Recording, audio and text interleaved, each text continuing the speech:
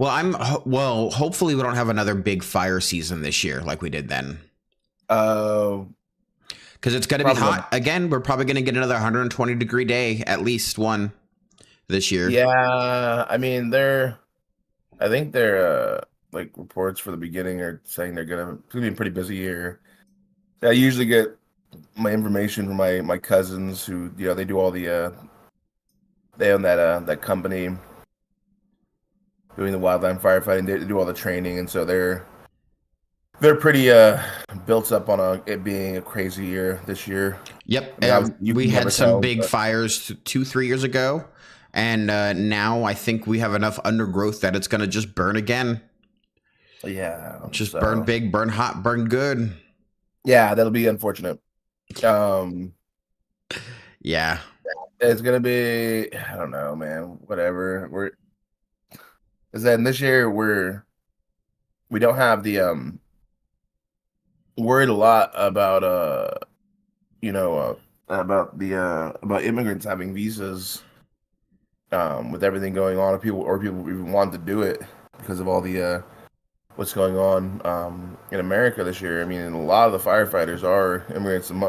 Like, I mean, the Northwest kind of carries Oh, the you're country. talking about the immigrant firefighters that are always Yeah. here, and now they're not going to be here, so we're going to have a smaller firefighting force. Yeah, a lot of companies, like a lot of companies will actually have immigrants like on visas come over and do the work because for them it's good pay,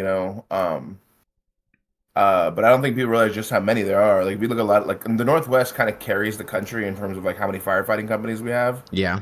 Over here is which kind of makes sense.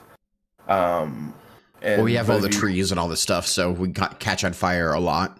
Yeah, and I mean, if you go look at the names of these companies, I mean, it's Franco and Mosqueda and Torres, and these are all Mexican companies and working with Mexican people, and now they're getting worried. It's like, all right, well,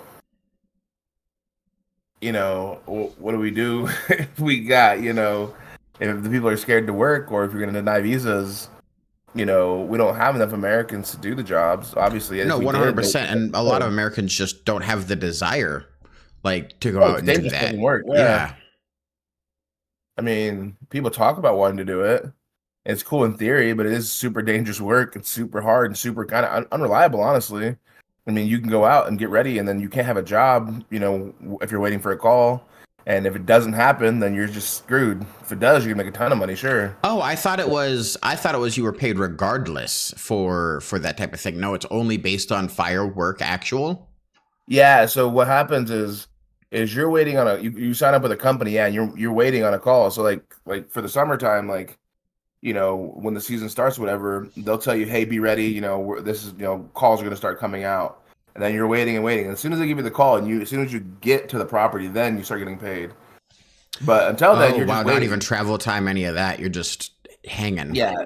Yep. As soon as you get to the property, I believe that's what it is. You start getting paid. It might be when you start traveling, but yeah, you're essentially waiting. So you don't know. So you can't have like a regular 9 to 5. Because they could call you and be like, hey, I need you here in an hour.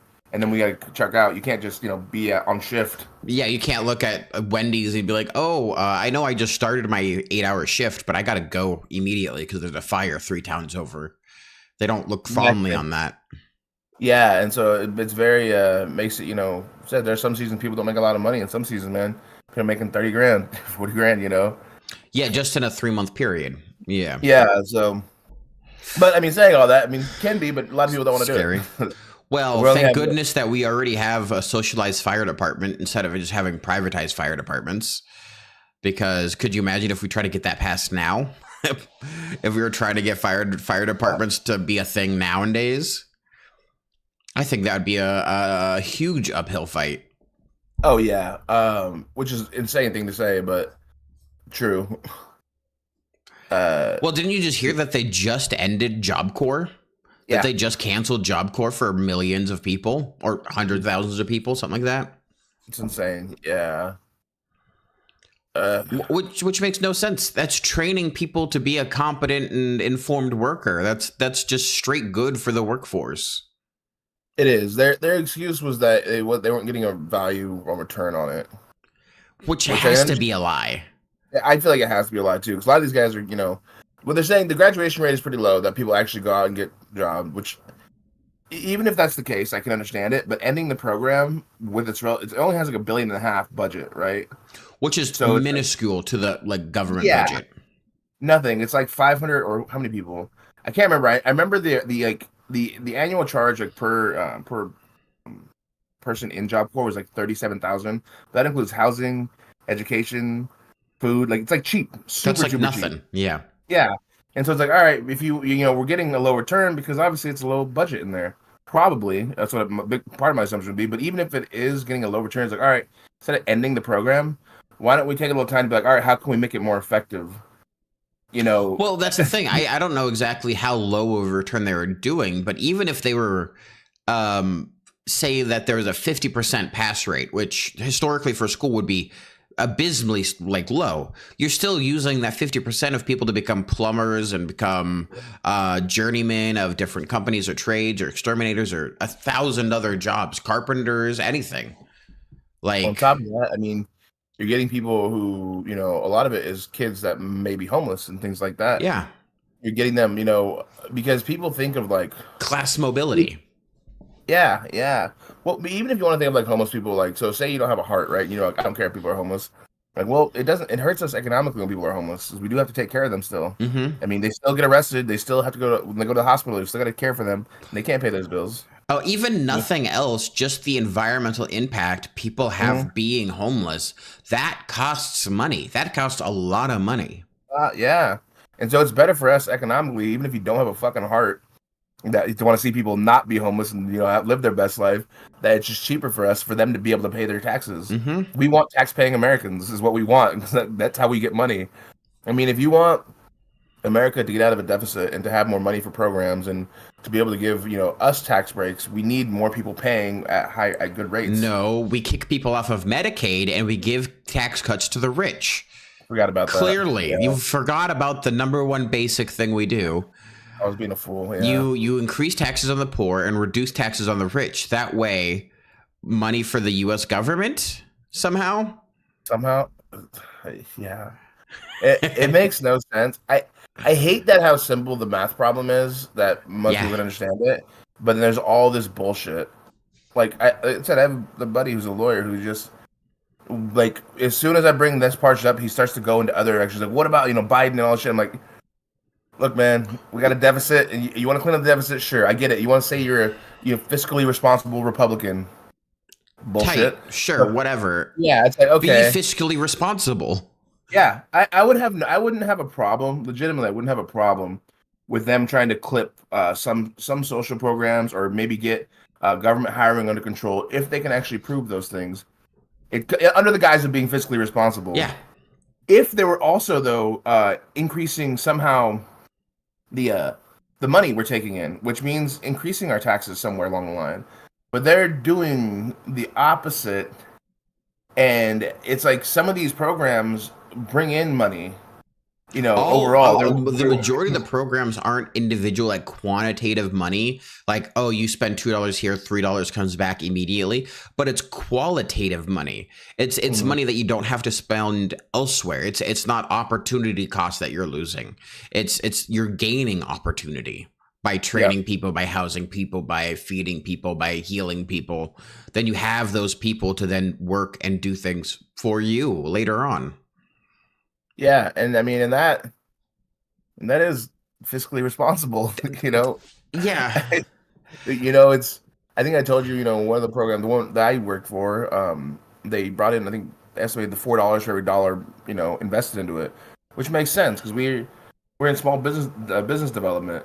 So, I mean, that means maybe we're not helping every business, but the businesses we are helping that are surviving and going through the process, they're making enough jumping from small business to big business to, being able to employ people, and that's bringing in so many tax dollars. Like, yeah, if you got one person to get from that one client, turn from this to this, like, sure, your measly salary is great for our tax. Yeah, yeah. Because then that one person can hire 2 more people, and then a year later they'll be able to have 8 people, and then 24 people, and then all of a sudden you're looking at like a person who started off with a small government grant, which grants are dedicated to individual actions, anyways. Producing an entire ecosystem, a value ecosystem. Yeah, I mean, and they just do help. I mean, anytime government tends to invest money into things, you can see that the way it affects whatever community it goes into. People have this idea that people want it, or people are just lazy, or like that's like people just have opportunity, man. If you lead people to an opportunity, and it's not one time, it takes over and over and over again. Part of it is building trust. Part of it is seeing the value in those opportunities. Like, especially like I work in the Native community. A lot of it, we go to the reservation. These guys are like, all shoulders. The first time, go back though again. One person maybe will take a look at it, and then all of a sudden they're like, okay, well these guys are helping me. And next time you come back, maybe they tell their buddy. Next time they're like, okay, maybe then you get the ball rolling. Then they're like, I saw you help my friend. I saw you help my cousin. I saw you help them. Hey, can you help me and my friend and my other friend here? And then it's the word of mouth. It's the consistency builds reliability. Yeah, and people say these things don't work, but they're like, hey, how about, for the past fucking 5-6 decades, there's been no help in those communities. So they don't, it's like, maybe we should do an investment into these communities. And again, even if you're a racist piece of shit and you don't like, your black communities or your Native communities, your Mexican communities, whatever, your, any minority communities, it's better if these communities can support themselves through businesses, through good jobs, through education. It's better overall for all of us. Because then your racist tax dollars aren't going to help them eventually. They're helping themselves. But we don't need to talk about it in the terms of like, even if you're an asshole, because society is for everybody by everybody anyways. Like, I think that's the thing that gets most people mad, is that it's by everybody for everybody. And that's what they get really annoyed with. Yeah, they don't want their tax dollars going towards whoever they see as undesirable, regardless of what it means. Well, I think the biggest part is it's part of that. Part of it is just hatred, and people want to be hateful. But I think a lot of it is also people just don't are so overworked right now, and so don't have things. They know there's an enemy, but they don't have time to, read the news. Like for me, it's easy because my job, kind of keeps me involved. I have to keep I got to keep an eye on like, city council meetings and, things like that because it affects my job directly. You know, so it's really easy for me to be involved. But a lot of people, if they're working, a job that doesn't involve that at all, it's like, it's like, hey man, it's not really what I'm interested in. I just want to work and I want to pay my bills. And I know I'm not getting enough money to pay my bills. Whose fucking fault is this? And they see the government, they're like, well, it's these damn immigrants. And they're like, oh, obviously, it's lazy people and immigrants are taking all my money and all my jobs. That's where my money is going through. Yeah. Not because I bought this or that, or not because I didn't budget, or not because the taxes have gone up on me, but actually the CEO's taxes just got cut. Those thought processes don't cross their mind. Well, it's actually funny. I had a conversation with a guy I've known for years, and real nice guy. He's a construction worker. I mean, that, the window is now shifted where maybe 20, 30, 40 years ago, construction workers would have been right in there with like plumbers and, electricians. All these guys would have been, strongly middle class, hard work, tough on your body, but you'd have been strongly middle class. You can afford vacations. And then your doctors and stuff, your lawyers are this way, where they're affording boats and stuff like that. Now the window's shifted where the construction workers are now, maybe not quite middle class anymore. Now they're barely hanging on. People like him, it's like, hey, now we'll pay you $17 an hour. And, and nothing's changed. And so for someone like him, he's working hard. His body's getting fucked up. He's working 60 hours a week. And he, like, that was his thought. He's like, because we're talking about a little bit, someone I brought up, he's like, well, it's all these, he goes, I think it's just a bunch of lazy people. No one wants to work. And I was like, dude, we have 4% unemployment in America. And he's like, oh, really? I was like, yeah. I'm like, everybody's working, Everybody's working. Facts. Like, it's hard. It's hard out there for people. I mean, even the doctors are now looking around like, I don't know if this is like wealthy anymore. This is just maintenance and then a nice vacation every once in a while. That's what I mean. Is everything is shifted because even the doctors and the lawyers, you're right. These guys, like, sure, maybe they're making more. Maybe your construction worker's making 80,000 and your doctor's making 150, 200,000. But their loans, they got $500,000 in loans. Now they're paying, $3,000 a month. That's the balancing act. Yeah. Yeah. I know a friend that's a dentist. He's like, people always think I have a lot of money. He's like, yeah. He goes, I make like 180 a year, but then look at my student loans because I got like $450,000 in student loans. And you don't ever want to pay just the minimum. You have to pay double that just to make any type of progress. Yeah.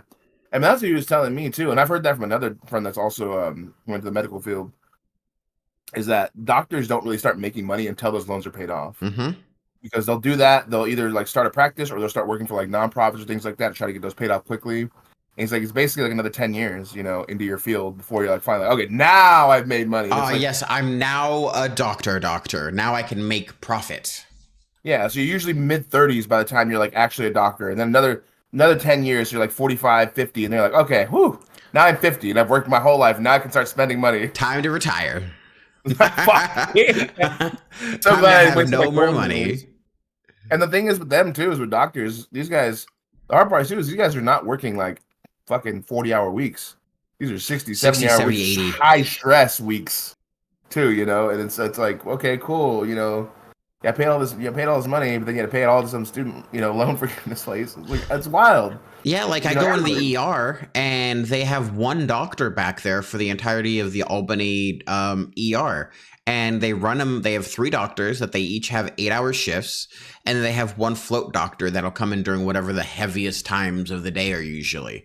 So that's 4 doctors total for the entirety of the 24-hour healthcare system down there.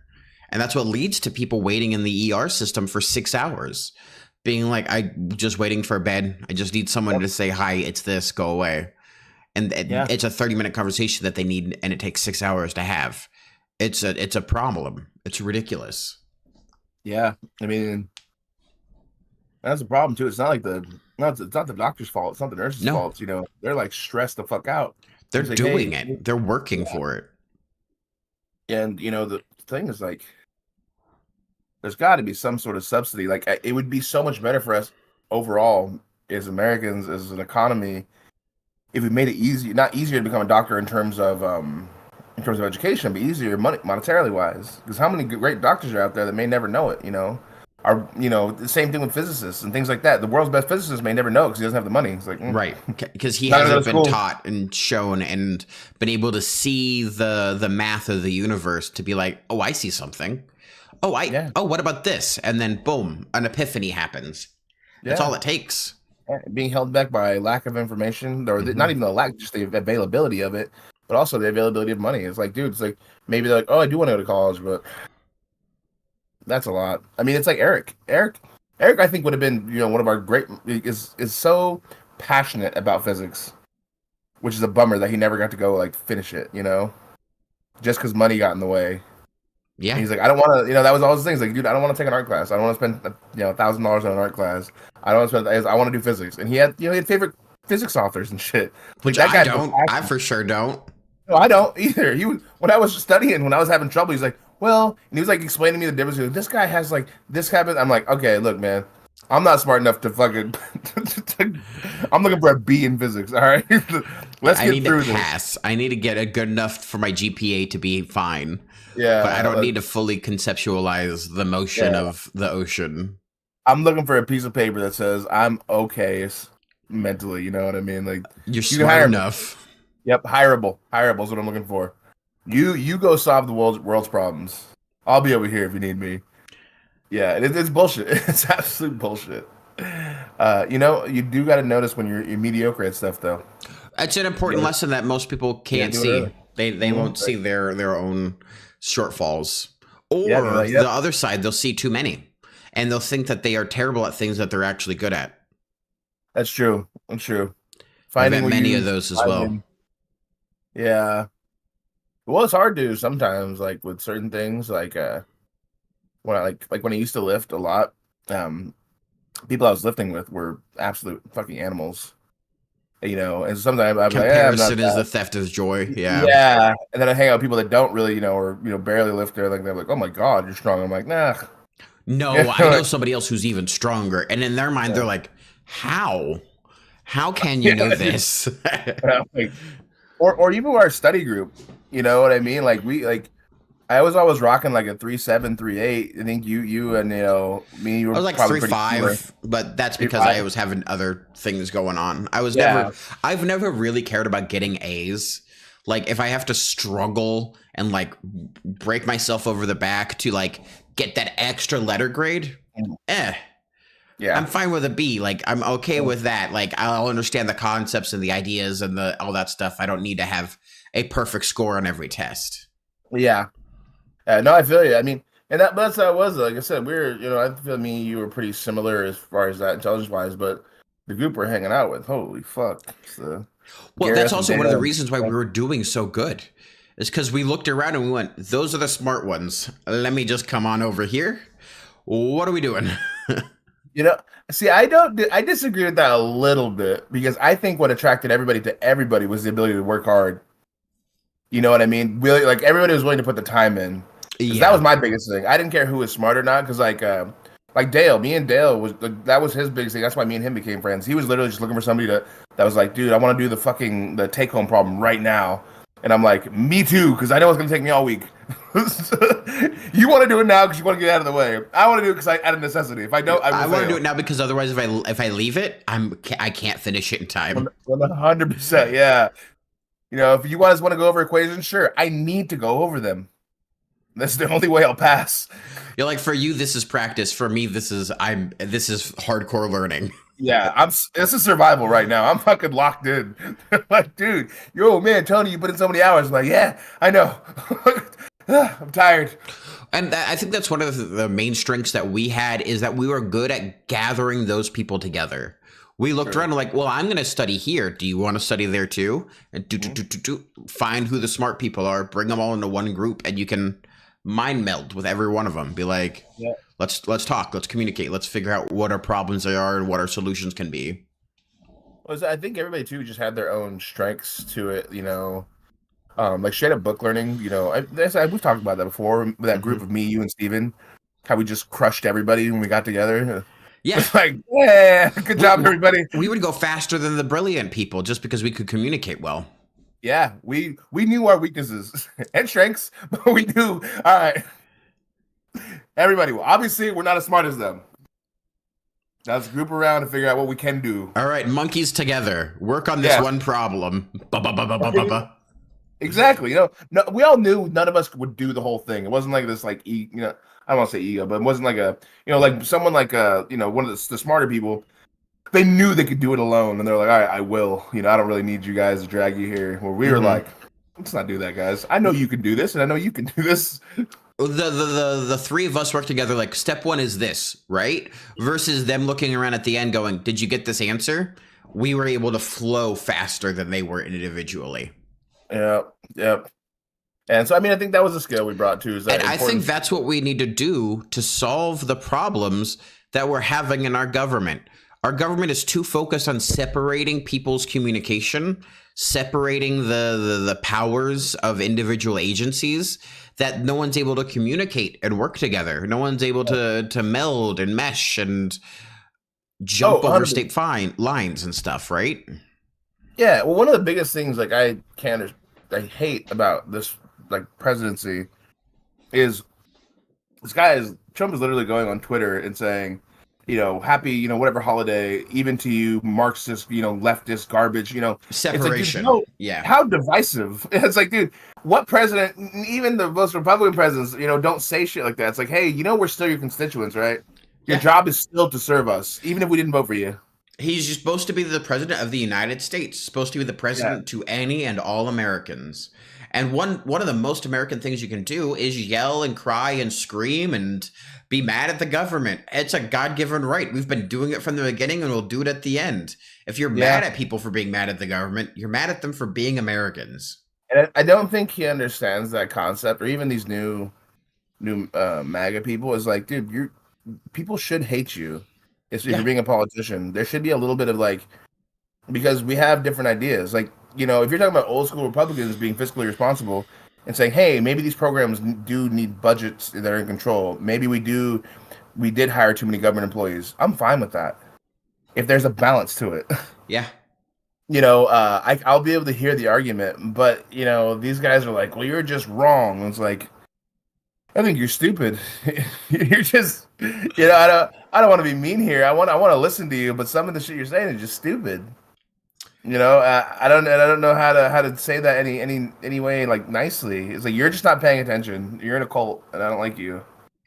You know. Yeah, there's a lot of that. I do think that a lot of the budget spending cuts, if we're gonna be cutting things like Medicaid, NIC, WIC, all that type of stuff, I wonder what people are giving their money to the government for, Yes. right? Like, because the whole purpose of taxes is so that you have a governing body that can use resources to enact benefit for the individuals, for the people at large, for the country as a whole, not for individuals or for corporations.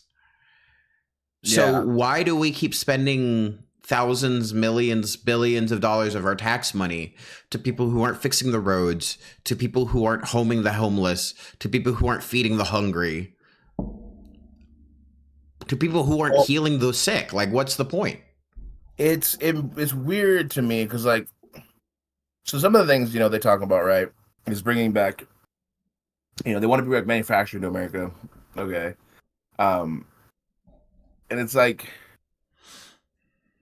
you're like online. What you're saying is they're doing away with things that don't need to be done away with. Like, what things are you providing? And that's the question, right? It's the great question. We know where it's going. All these are going to billionaire Mhm. tax cuts because, like, he's dismantling of NIST, which is the one that was that gives out the funds basically for the CHIPS Act, right? I mean, that's American manufacturing. We're manufacturing chips here. That would have been great. Yeah, that's You great. don't want to That's make wonderful. manufacturing toys. That's not really in the cards for us. We really don't want to do that. But It's low also, skill manufacturing. We want high skill, high product. yeah, exactly. On top of that, too, is like critical infrastructure. Is also another place where like the Build Back Better and the Inflation Reduction Act. A lot of that money went to that. I think that's where it went, or those ones. Through Biden stuff, and he's starting pulling stuff like that away, and it's like, it's like these really help. Like the bridges in Portland are the big ones for us that were in the Northwest really need to be fixed, and that is critical infrastructure, and those are jobs. Those are jobs creating. It's like that's where we need to find our money. It's like you want to pull money from those. You want to defund the CHIPS Act. You want to pull from social programs. Like, where is all this money going? Oh, tax cuts. You're giving two. It's like you want to give $2 trillion in tax cuts, and so the average American, like us, like we'll probably see maybe like $500 a year, maybe in tax cuts. It's like, but our bridges aren't being built. Our taxes are getting raised. For the lower class, they are the middle class. I think anyone under $150,000, their taxes just got raised. I think it's like above 60. Is that for a poorest American? Yes. So above 60,000, I think. I'd have to look into that. I'll give that a quick Google because I thought I saw a different number. Okay. It might be that way because I know like the overall loss is more like if you're counting in like social programs and things like that, it's a net loss. Like we're losing a lot. It is bad regardless. Yeah. Yeah, but I thought what it was is that the tax implications is actually a little bit of a gain, but we're losing way more than that. Is that our bridges still need to be built? So now that money's going to come from if you're in Portland, that money's got to come from a city level, which means they got to increase your taxes, they got to increase your parking, like they got to find the money. That bridge has to be fucking fixed. Yeah. And so and that's if you remember don't fix a bridge, you have millions of dollars and a disaster that is millions of dollars. Yep, and the thing that these like it's so stupid, man, because we all like the cities in Oregon, you go Eastern Oregon or those more rural cities. Oh, we hate Portland, whatever. It's like if that bridge in Portland goes down. Portland, you can hate them all they want, but they make all the money in Oregon. Same thing with Seattle and Washington and Tacoma. All those cities are where all the money comes in. It's great. I love they're also the farmers and they get it. That's where we make all our food, or a lot of our food. But without that, being able to make all that money in those cities, like they're really the ones that are supporting you here. And you would really think that with the fiscally responsible, with the good old boys, with the country guys, with the men and women who are born red-blooded Americans, they would want things like the EPA to be strong and competent, to be able to be supportive of the ecosystem and hunting grounds and fisheries and that type of stuff. You would think that they would want their logging roads and their back roads to be maintained and watched over to make sure that poaching doesn't happen. But it seems to be the opposite over and over and over again. It's like they spout one ideal, but they vote for the opposite of that ideal. It's because they've been fooled.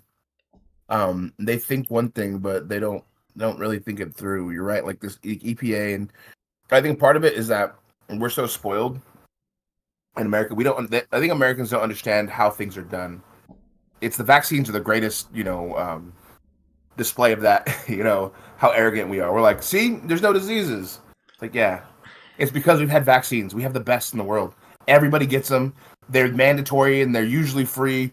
We all get vaccines and it's cool. And they're like, well, we don't see it. We're not sick though. It's like, yeah, let's stop taking them and see what happens. And they were. It was working. We start taking them and things are happening. But it's also social programs. People don't think of them as social programs. They don't think because they don't like socialism. Like you fucking do. I bet you do. You like libraries and schools and firefighters and police. And you like all these services, and then when you call numbers, people answer phones. If you need business help, you can call someone will answer. Those are social programs. When you call the cops aren't saying, well, have you paid for your monthly program yet? I don't think we're too far away from cops being like, well, if you're in a high-risk zone, you actually need to pay an extra $29.99. Yep. And it's the arrogance of us because we've never gone without. People are like, well, we just cut it. We don't need it. It's like, I don't think you know what you're asking for. But okay, let's see what happens. I mean, that's what. But then when it's bad, then it's going to be a Democrat in charge, and they're going to say, "Look, it's bad now. The Democrats are in charge," and then the Democrat fights to try to fix whatever's wrong, or try to increase our budget allowance, and then it gets good again, and then a Republican comes back in charge, and the cycle fucking repeats. It's ridiculous. Oh, yeah. It's And don't get me wrong, I fully understand that a lot of the homeless programs, a lot of the drug awareness and stuff like that, there has been embezzling, there has been mishandling of funds, there has been the capability for evil people to be in those high level positions, and then they just fund all the money and they don't really help the cause that is causing the outreach. And that's bad. That's what needs to be addressed. You need to change the focus from building the systems into maintenance and then execution. And if it's not being able to be executed, the system needs to be changed or revamped or reorganized to have end results based functions. Yeah, and there are, and I mean, I think this is things people think is like, if you find fraud, definitely. Let's fucking do, because I don't want our charge them. Where's the list of the people who have been doing fraud and embezzling? Yeah, and the thing is though is that fraud is going to happen in any doesn't matter where. It's just gonna. It's just how much. How much can we stop? How much can we, maybe we'll not do it. On top of that though, all these programs though, there is accounting in between. Like somewhere online, if you want to do fraud, you got to be good at it because there's going to be someone in the middle of most of these programs saying, hey, where did that money go? And you got to explain it. And you better explain it good. Otherwise, they'll have more questions for you. There'll be follow-ups, They're like, that didn't sound 100% right. You might have to come over and ask more questions. And it's always like, sure, come on over. Fuck. Everybody get the right logbook. Yeah, there are grants and programs and things like that for like $100,000, which is a really small amount for anything like that. Even $10,000. But they're like, hey, where did that money go? I want to see your books. And they're like, yep, got to explain it. Like, hey, this person traveled to this person. Where? Why did you pay for that hotel room? You got to tell them why they went to that place. And it's like all of it's tracked already. People are stupid. Like, there's all this fraud going on. I'm like, I don't think you understand. Like, I don't know. Like, not with us. Not with these guys. Because otherwise I'd be in jail or whoever. You know what I mean? Every nickel has to be fucking accounted for. Yep. And so that's the type of thing that I think AI would be good for, to redo accounting and redo money laundering and stuff like that, so you could track where resources are being managed or mismanaged. That seems fine, but I haven't seen any big reports about we found 50 embezzlers. Look at them. Look like they've been embezzled over $300 million in the last 3 years. Like that's the type of news stories I thought Doge was gonna uncover. I thought that was the entire purpose of it. Because most of that, where you're going to see those kind of fraud cases, are going to be people like, overusing overtime and things like that, or getting raises and things that they don't really need, or getting positions where they're not really working. That's the usual fraud. You're going to find someone that's like shopping on their shift and getting paid $200,000 a year. And like, okay, what do you do here? I mean, police officers are fucking notorious for it, getting overtime. Yeah. It's like, I know there was a report, or they did, was it a year or so ago? I can't remember what city it was, but there was cops making, $300,000 a year because of all the overtime. And a reporter, when, one of the cops, where they're on shift, they're like at a restaurant. It's like, cool. Just chilling. Just saying thank you, taxpayers. Yeah. And if you want to find that kind of, theft, absolutely, charge them. But, the police, man, I don't know. Like, police are something else, man. Like I think I told you that the police asked for like an extra $2 million this year in Portland. Yeah. And then they're gonna get it too. They didn't. They didn't. They didn't. Good. But the thing that sucks though is they phrased it as a $2 million police budget cut. When it wasn't. Asking for more, they were saying it was a cut. Yeah, and that's what they phrased it as. You're cutting the police budget by $2 million. And they didn't. The thing is, though, there's 90 something positions open right now, and the city council said, "Hey, explain to us why all these positions are open." I mean, 91 positions at like $70,000 a piece. That's like $7 million or $6 million or something. It's like you need $2 million, but we have a lot of positions not open. Where's that budget going? And then also they had $6 million in was it discretionary funds from like seizures and stuff. It's like you have another $6 million that's not being spent. Why spend that first? It's like, because that wasn't what the whole budget. That was one of the big parts of it, is that they wanted to pull from small business development from the Prosper Portland area. They wanted to pull like I think $2 or $3 million, and put it towards the police budget, or not the police budget, towards the Parks and Recs, because that's really underfunded right now. So that money had to, like, Parks and Recs need to be funded. It had to come from somewhere. I fully support funding Parks and Recreation, 100%. Yeah. And the police were like, "Hey, well, give us our $2 million, just cut it from, the business development." And people are like, "Hey, man, how about fuck that?" How about no? Yeah, the downtown Portland is already struggling. We need more businesses. We need to bring people back. And it's like, and their argument is like police help and stuff. I'm like, I get it. Having more police to cover certain areas might be helpful, but it's also, if you've got $7 million in unspent wage money, get another $6 million in discretionary funds, maybe deal with your fucking over $10 million first that you have. And honestly, I think if we're gonna increase the police budget, there needs to be a way to address the police structure, because I feel like the police structure is too much about aggression and detainment versus intervention and removal. You know what I mean? I mean, most of the calls they get that are violent are due to mental health cases. Yeah. If they had a mental health manager or a caseworker or somebody who was either that they were irresponsible to reporting to, or somebody that could be with them on scene to help manage mental health crisis, that would be something I'd be willing to invest more money into, or to rebalance the checkbook to invest money into. But just being like, here's $6 million more for a water tank and an extra 300 hours worth of overtime, I don't really feel like that's a solution-focused endeavor. It's not. The thing is, like, so I'm willing to listen to like, because I'm not like anti-police, like in the hugest sense. Like, I do think there needs to be reform, because I think there are major issues. But like Detroit use their police properly. Now they have different problems in Oregon, like, or than Portland. Portland doesn't really have, like, as far as I know, huge gang problems. We have more of a homelessness problem, which is not one source. But like in Detroit, if you go to Detroit now, last time when I went there, I was talking to one of the police officers there, and they're like, yeah, they made a concerted effort to like make downtown Detroit. Like, it used to be really bad, but now downtown Detroit's really nice and actually pretty safe. They said they expanded their police force, and they made sure they were like literally like, just don't go that way, don't go down that area, you'll be fine.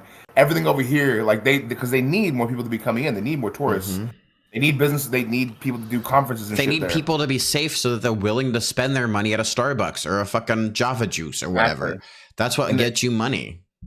And the same thing happened in Chicago. When I went there, it was the same kind of stories. Like they used their police force to, like, hey, there will be no gang activity here. That is that is it. Yeah, I need you to be. They need people to feel safe here.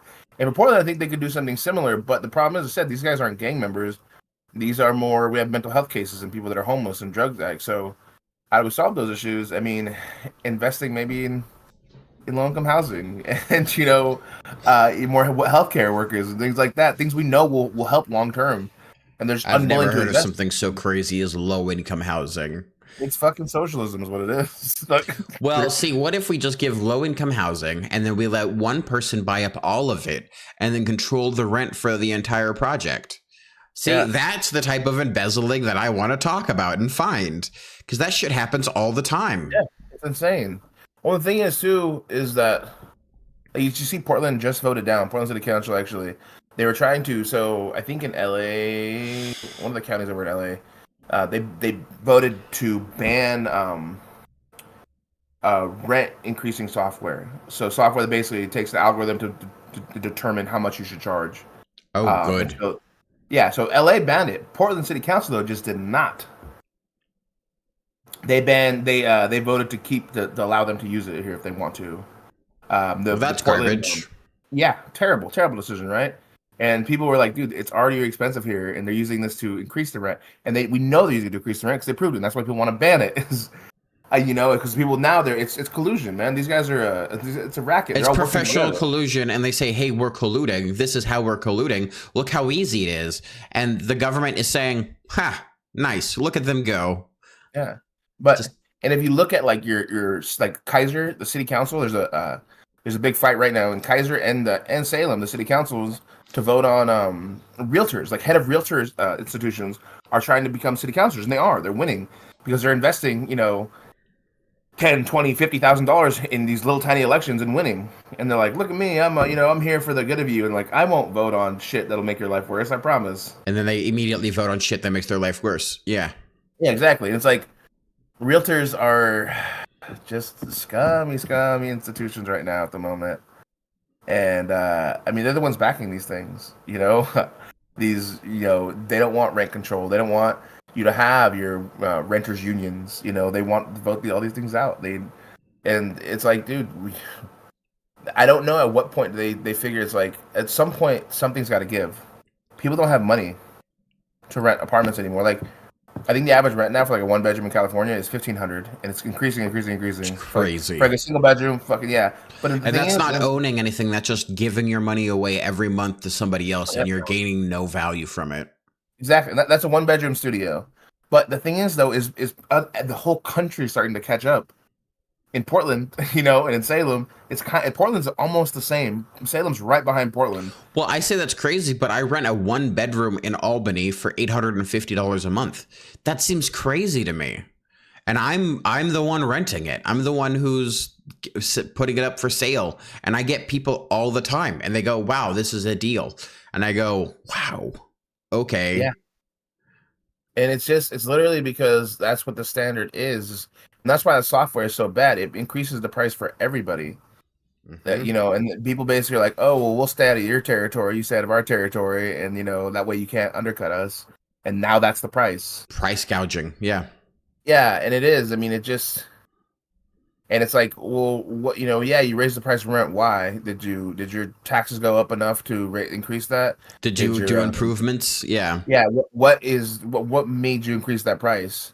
And like, it was another year, so it's another time That's what the software told us you would be willing to pay, and you could still kind of survive. It's like you're taking the absolute most you can without me dying. Well, remember, you can always sell blood.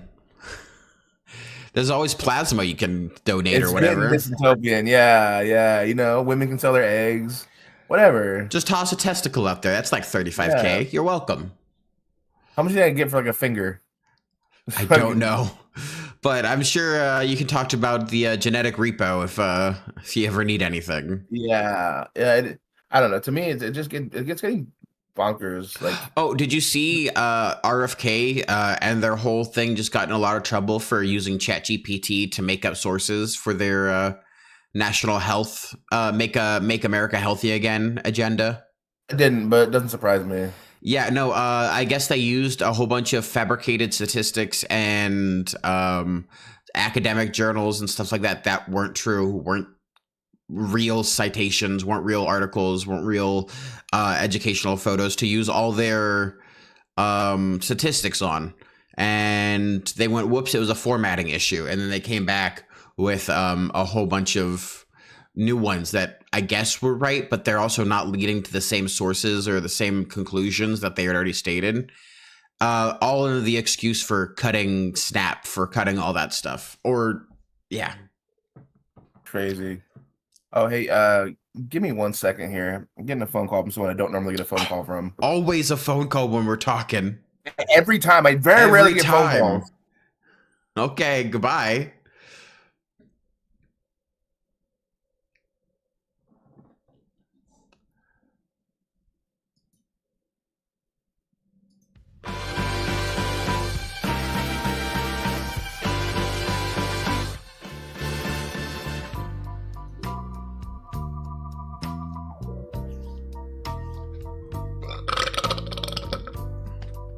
Excuse me. These antibiotics have made me so burpy.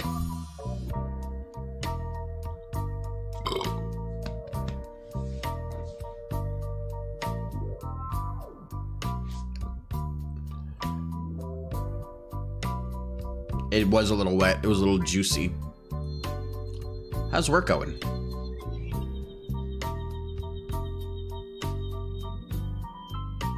Making good food?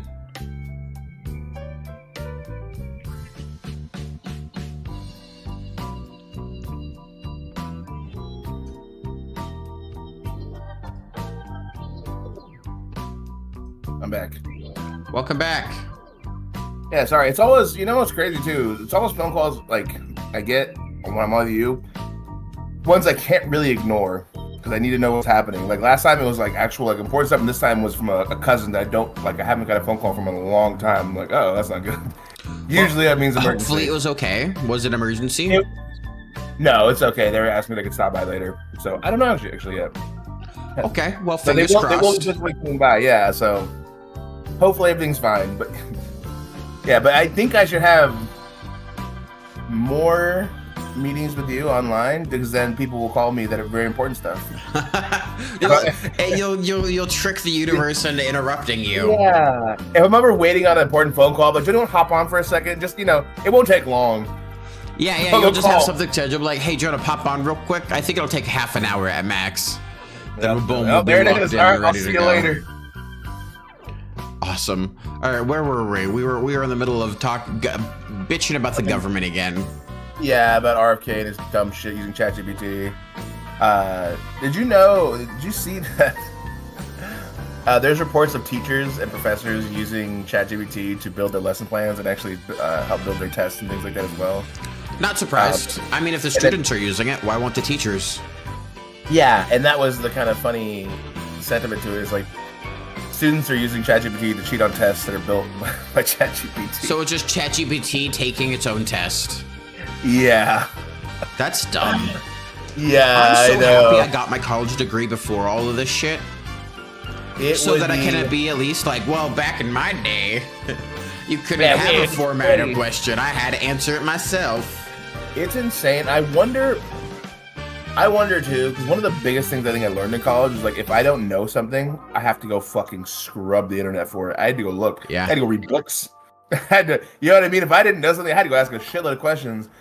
Now, legitimately, I'm thinking back to like questions we had.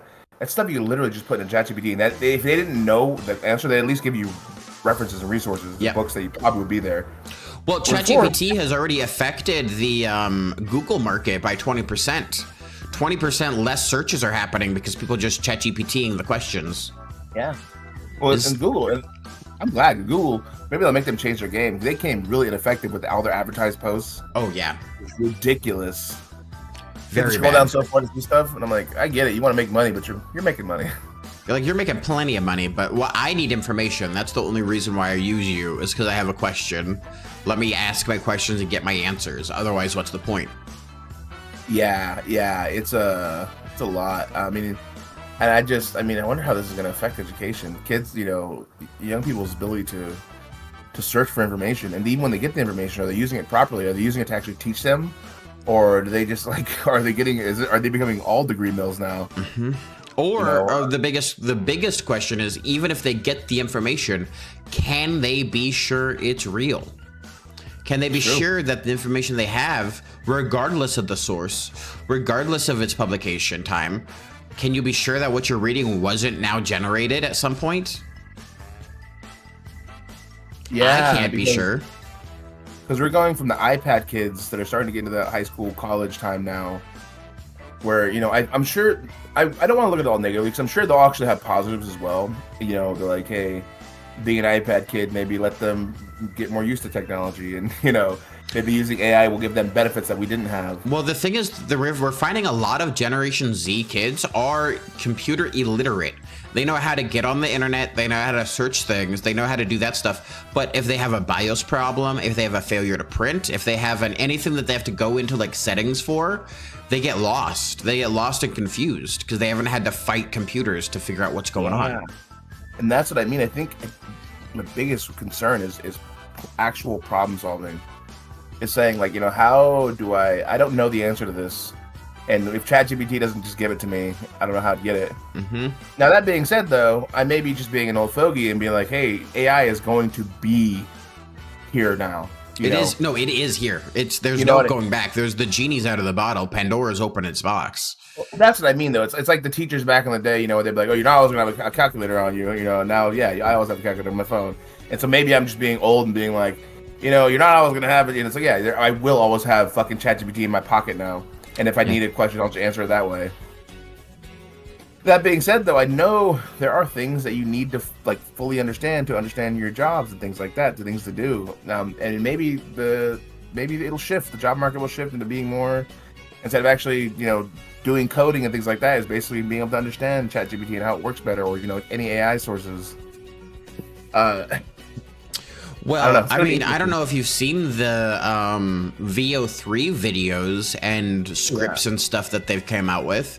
I wouldn't be surprised within 10 years that most of the creative market is going to be saturated with AI content. Absolutely almost impossible to find a real person, a real team did this without any AI. Because think about how easy it's going to be to do anime. Think about how easy it's going to be able to do documentaries and research stuff like that. Yep. Well, if you go on any like AO3 and those kind of places, not AO3. That's the fan fiction stuff, right? I'm gonna think of Royal Road. Oh, okay. Royal Road, like them. And put on hey, I want to submit work. They're now on things like that. They have hey, this is a sign that you didn't use AI to help you with your writing. Same thing with art. Hey, this is not AI inspired or AI helped. And it's sure, I can tell you that. Prove it. Right. Oh, I've been clicking. I was 18 on many websites before I was 18. People are more than willing to lie for a little bit of clout. I'll click a box. Oh no! Oh no! Boop! I'm not AI. Clicks AI. Yeah. And then if you do click this is AI generated, even if it is just a little bit, aren't you putting yourself at a distinct disadvantage compared to other people? Oh, yeah. The profit incentive isn't to be honest, it's to be dishonest. And that's what I think AI right now we're gonna find a limit on what AI can do, what it's actually good at. Just like anything. The internet, the internet can do anything, right? In a sense, it can do so many things. And when we got into the internet, so many businesses went out, so many jobs went out. We had new things. I mean, phone books aren't around anymore. It's something like, man, thank God we have phone books now. It'd be wild to explain a phone book to someone younger. It's yeah, why would you need one? You mean everybody's number was just out there and anyone could call at any time? Isn't that just doxing yourself? Yeah. You're right. You're not wrong. Yeah. And so things like that, payphones, all those things that went away. It's man, look, this is the end of everything. AI is just going to take some things away, and it will disrupt the industry. There'll be jobs lost, but I think also what's that? You should always be building new technology because you don't know what you can do until you know what you have. I mean, it was like the Netflix idea, right? The online streaming was never even a thought until they built internet fast enough to do it. And they're like, oh shit, hey, now that we have all this fast internet, look, because there was a thought at one point that when they had internet so fast, like, why would we ever need faster internet? And then they built it. And then they're like, oh, now we're using light speed and gigabytes upload download speed. It's a whole thing, yeah. So maybe, we'll get AI so advanced, we're getting worried, and then we're like, hey, you know what?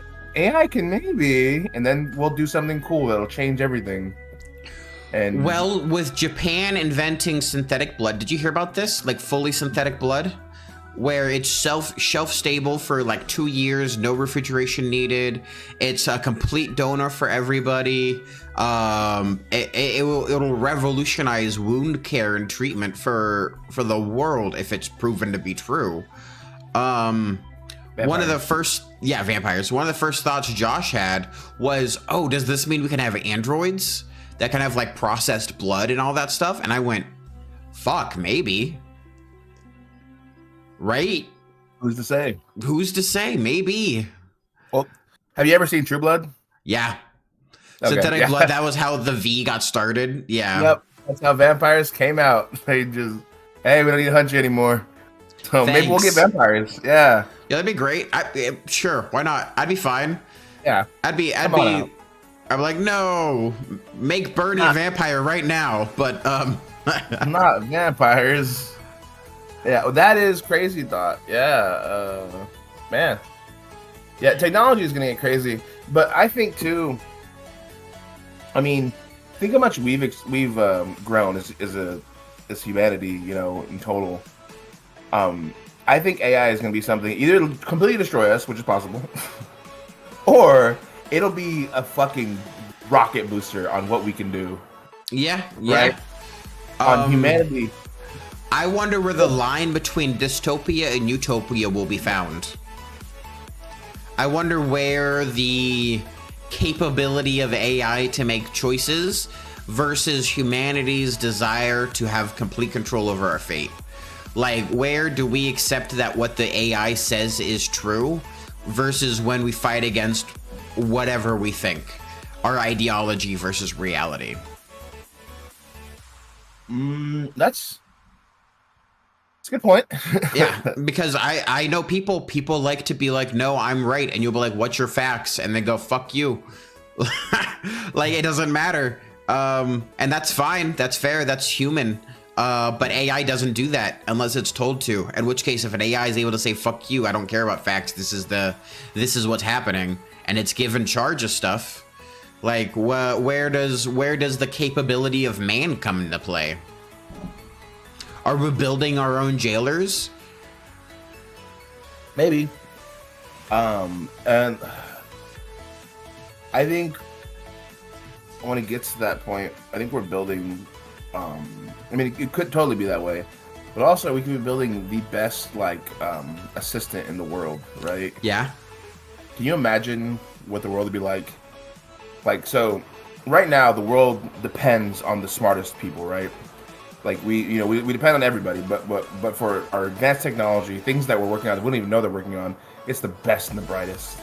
Mm-hmm. But now we can have the best and the brightest everywhere working with somebody. Can you imagine though if everybody had an assistant that was smart enough to do things and they also wanted to study with them, like a person like Eric who could do physics and stuff like that, but now instead of having to go do the college, do all these things, he can have someone, an AI here that can actually work with him. Well, I was talking to, I think you before, where I said within 3 decades, I believe every person who's born in the United States would probably have a personalized AI that they are assigned with and grow with from childhood on, from maybe birth on, for that exact thing, for companionship, for teaching, for education, for behavioral maintenance for a lot of people.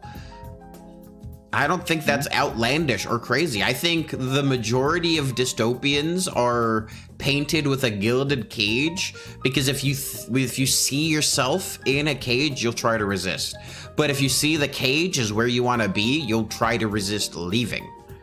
So if you're able to have a companion who's always with you, but if you step out of line, they step out of line against you, you'll try to refocus your behavior and actions to be in line with the positive reinforcement. It'll be the greatest what's that, Turing test? Not Turing test, Pavlov test to humanity as a whole. Are we gonna Pavlov ourselves to domestication? Maybe. You know, and honestly, it's maybe it's not narcissism, nihilistic, but it might be a little bit. You know, that's the thing, is we won't know, because this is another great, I think this is the first time since the atomic bomb where humanity's looked at it and said, whoa, this could be our end, or it could be cool. I'm gonna have a lot of checks and balances on it, but the big difference, I think, though, is like nuclear bombs, not everyone had access to nukes. The whole world has access to AI right now. Yeah, from the children in Palestine to the richest of the rich in South Korea. Like everyone has access to the ChatGPT, to Nova, to VO, all of it. And if something does go wrong with it, you know, I mean, it is gonna go real wrong. I mean, I don't know what it would look like. You're right. It could be very subtle, you know, subtly making us very submissive. If it was, you know, if it ever gets consciousness, and at what point do you say, is it conscious? You know? And at what point does it being conscious matter? Right? Because even if it's not a fully conscious being, there are plenty of creatures out there that could do magnitudes of destruction without being fully sentient. Yeah. Like, intelligence isn't always great for survival. Yeah. Well, have you seen iRobot? Mm-hmm.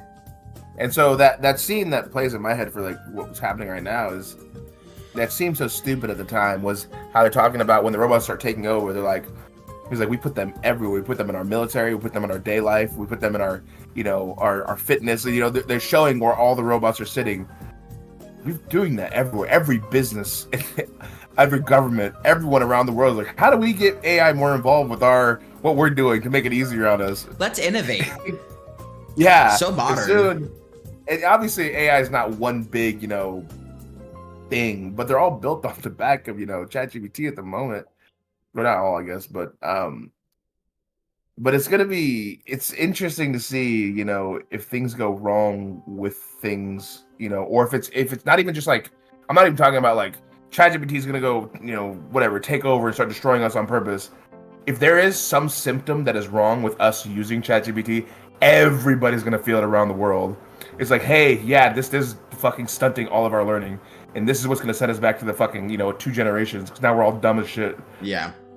You know what I mean? It'll be that kind of stuff that's gonna be fucking scary. We won't see it for a couple decades until we're in the mix.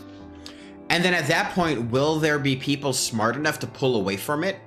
Yeah. Like, will people be able to see the problem and then have the capability to readdress it? Because at that point, we'll be probably reliant on a lot of those ease of use systems, right? Yep. If we come to a point in humanity where we're dependent on an AI to further us, then we've kind of lost the game. And isn't that what we're saying we are? Isn't that what we've been talking about? Isn't that, oh, AI is so great, it'll help us advance so much. See, we can't do it as fast without it. Yeah. Haven't we lost the game in that sense?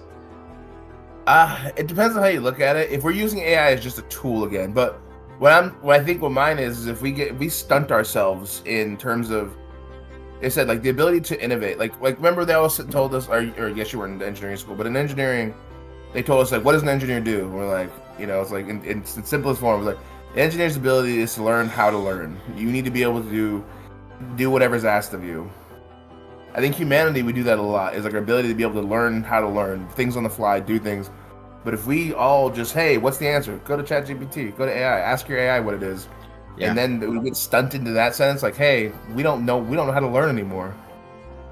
Sure, we can you can ask questions and we can work forward in it. But if we get stunted to a point where we can't think anymore, and AI is no longer a tool but a necessity, then that is exactly where I think I've said it before, and I'll say it again: the AI theocracy.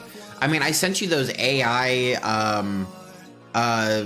religious videos. I don't know if you watched one, but yeah, where David is like front camming from 1 BC or whatever, or Mary giving birth and stuff like that. I have no doubt that there will be AI scripture, that there will be chat bots that are dedicated to God, to the righteous, to the soul of the light.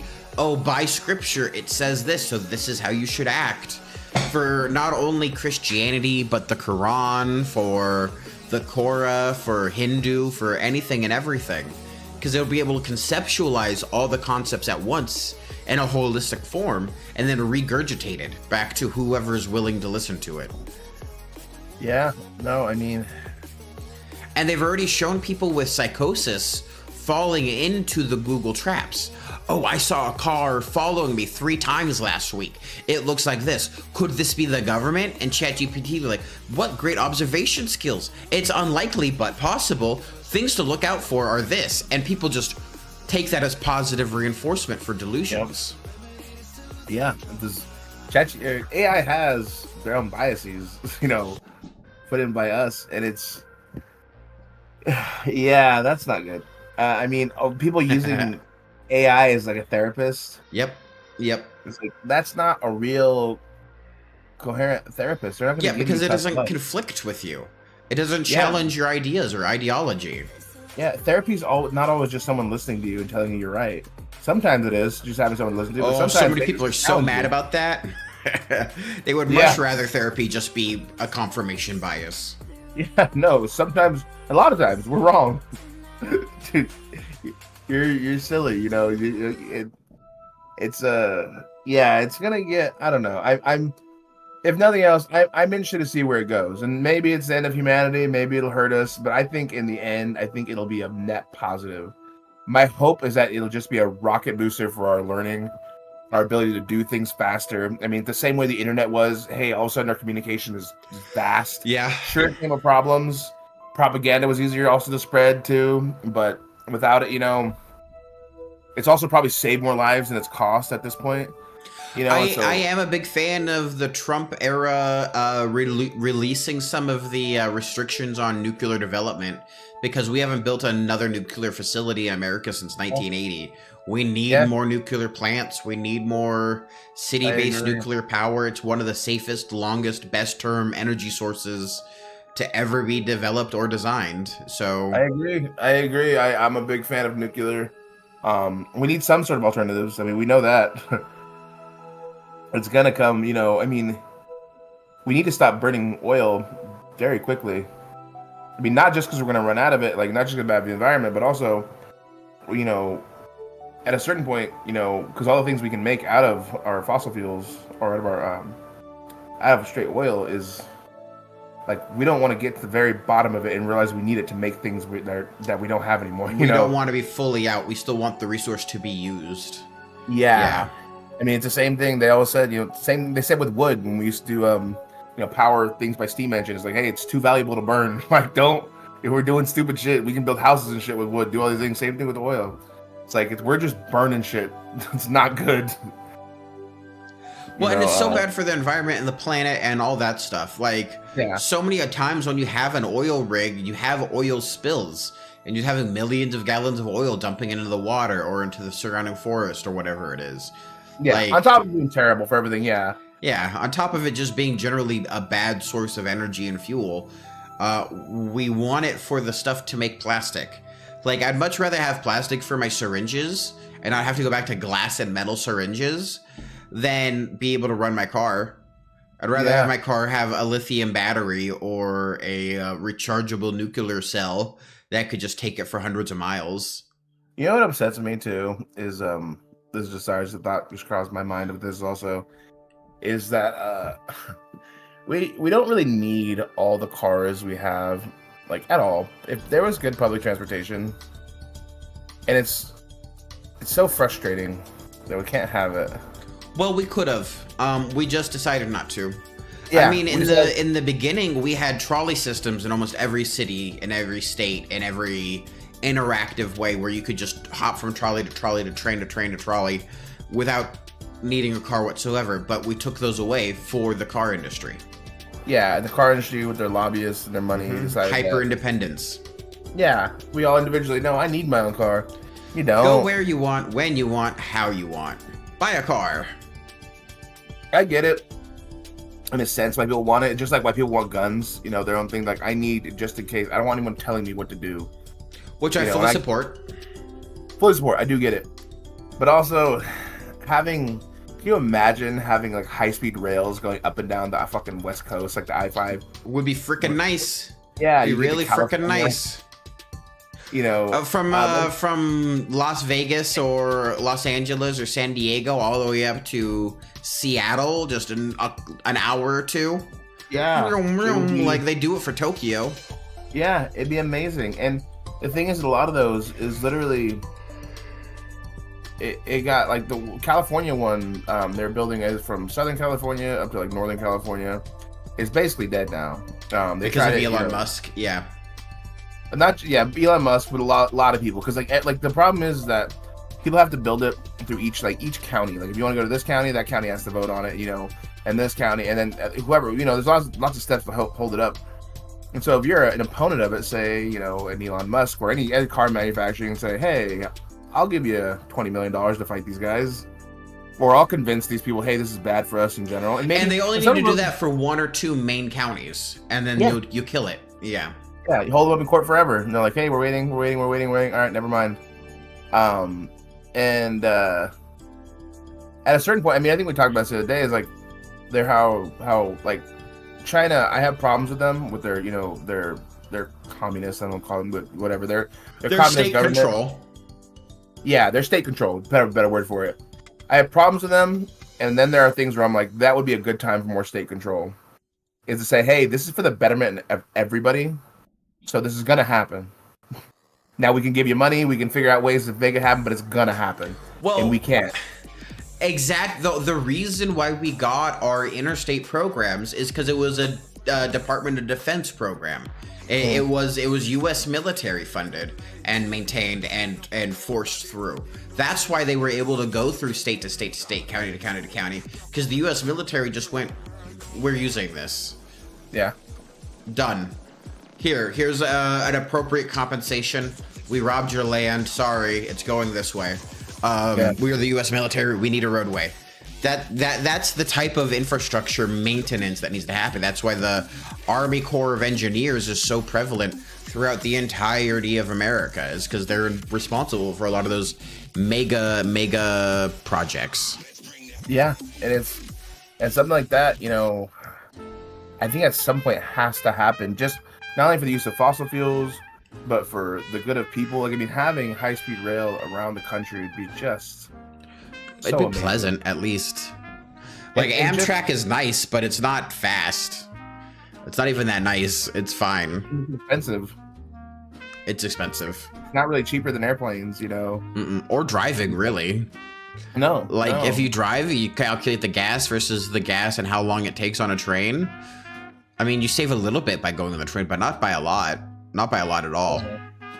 Yeah, and I mean, having, you know, our highway, because our highway system, I will say that our highway system is one of like the modern, you know, wonders of the world. Absolutely.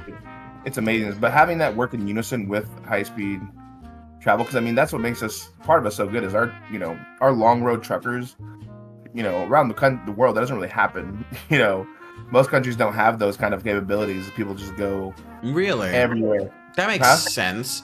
I don't know if I've ever really thought of that. I know Germany has a great Autobahn system, but I've never really thought about like semi-trucks across the planet. Yeah. I mean, I know, I mean, it maybe have changed now, but I know a while back they were talking about how like one of the big things, like foreigners, you know, Europeans and, you know, people from Asia coming over here were like, holy crap, you can just go, like, you take your car and just go, hop on and go forever. Like, yeah, we have a great highway system here. You can just drive for days and just still be in America? Yes. That's and, also and why, the roads are maintained. All the interstates are well maintained.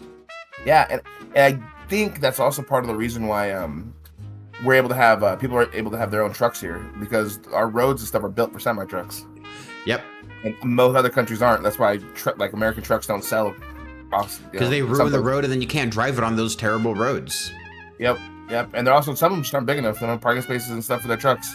Oh, our mega trucks? Yeah, we built for oversized, that's for sure.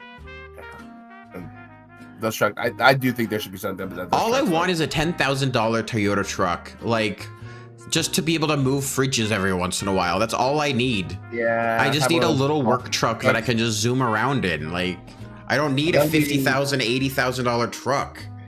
Well, unfortunately, those little tiny trucks will cost you about 40 grand. You want like a Ford Ranger? Yeah, I just want a little guy. Like, I need a 6-foot bed, just something that can get me up and down and, you know, doesn't break down. Crazy. Oh, they do have those. They're just incredibly expensive. For what they are, yeah. Yeah. Oh, exactly. Yeah. I mean, you can spend 30, 40 grand on something. No, Come on, Joe. I don't want that. You're super rich, aren't you? No, I'm a broke streamer, broken veteran. Like, I don't have a lot of money for extra stuff. So does the Toby. I'm a broke streaming veteran. Help. I need some money. I know. Dude. Crazy. I need at least a couple of dollars for a nice little truck. I don't even want anything good. I'll buy secondhand. I don't care. Dude, no, it's fucked up. I keep lowering like my expectations in life. You know, like a couple years ago, I was like, you know what, I'm gonna buy, you know, a house. I'm gonna have these things, you know, and then I was like, you know what, let's calm down. Let's fucking house. Let's relax. Like, maybe I'm not looking at this anymore. Yeah, maybe. You know what? I think I was being too cocky. Why do I think I deserve a home? Let's calm down and look for a rental. Like, oh, check myself. All right, I gotta check myself. Yeah. Let's walk back a little bit. Yeah, like, want to go on a vacation every once in a while? Like, oh, you know what? Vacation. Who says a vacation is not a walk at the park? You know what I mean? Who says that? Who says a vacation isn't within walking distance? I could hang out at a Cabela's. Or go get a mango juice from Wendy's. That's a vacation, right? Maybe I could just watch TikToks on my couch, and that's a vacation. That's free and so good for your brain. It's so good, I'm sure. But there won't be long-term repercussions. Oh God! Somebody. Mads has been working at the Brain Institute in Salem, and they're doing a lot of tests. And I guess there's been a recent test where they discovered that brains have a significant amount more microplastics than any other organ in the body. And then some companies have like done liquefying brains and like getting all the plastic particles out and like reconstituting it. And there's been a study that there is a plastic Wendy's spoon amount of microplastics in 2024 and 2025 adult brains. Yeah. I don't think I needed you to tell me that. A full Wendy's spoon. Just in there. I thought something felt off. I felt a little itchy in there, right? You know? And I'm sure that hasn't had any type of ramifications or effects on people's communication or attitude or socialization or sociability. You know what's crazy is that the next apocalypse, right, or whatever the thing that's gonna like if there is a thing that's gonna end humanity, it's gonna be something like that, or like how they've been talking, like the fucking, what are they called, the people that deal with diseases and stuff, like that group of, like CDC, Center of Disease Control. CDC, yeah, well, like the virologists, immunologists, yeah, that community has been screaming for like the last 2 decades. Hey, viruses and bacteria, they're getting more resistant, and we can't just keep pumping out new things for the sake of money. We need to figure out real solutions. And everybody's like, just keep pumping those out because it makes us a lot of money. Mm-hmm. And they're like, don't do it. And now, like, every year they're getting closer. They're like, I'm serious, stop it. And eventually, I think that's gonna be one of those things where, like, holy shit, we did fuck up, guys. Well, we have things like treatment-resistant MRSA. We have things that are just absolutely devastating to populations that they get out and they just run through areas. And with fungus, with viruses, with bacteria, their whole existence is adapt and overcome. I mean, that's what they're built for, and that's what they built to do. Yeah, dude, it's nuts. Someone is at my door. One sec. You Sorry, were getting Jonah. visitors. Dude. All right, it's all good. I'll use the restroom.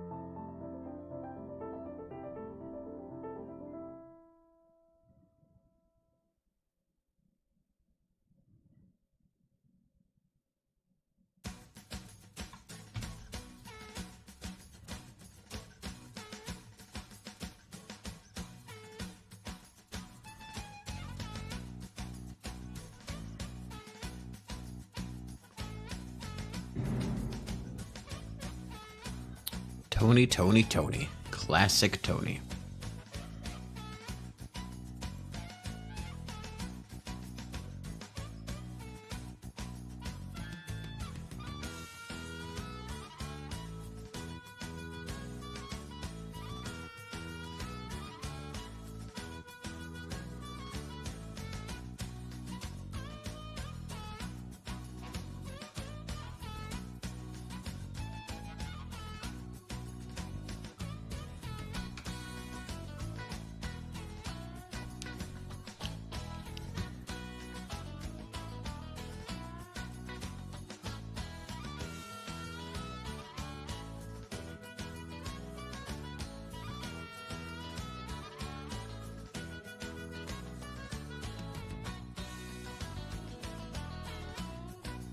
Yona? Hello. Signor Yona. How are you doing? I'm Who's good, at the door? good. My cousin. Came Okay. over. Needed something, yeah. So he said a couple hours, and then he came by in like 5 minutes. So, Okay. So I was like, wow. That's a fast hour. Yeah. As I told him, I was like, unfortunately, I'm in the middle of something at the moment, so Like I'm chit chatting. I'm chat yeah, chitting. get back to you. Back to you in a schmidge. How was your bathroom break? Restful.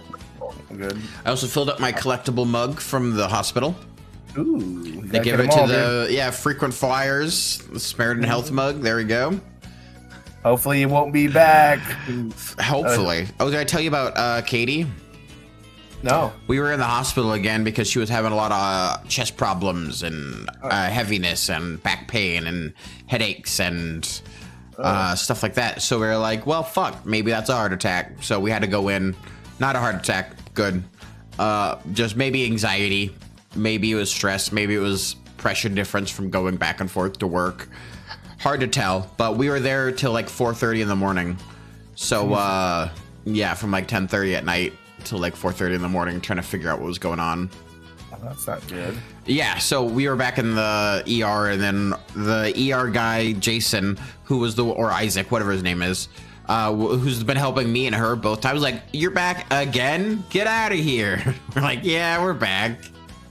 Come on. Come on, leave us alone. You know, we like it here. It's kind of nice. It's just on the street. We just hop in for a quick visit. Oh, God. Yeah, that's We're where you guys tired go of going. It's kind of a good little getaway for you two, you know?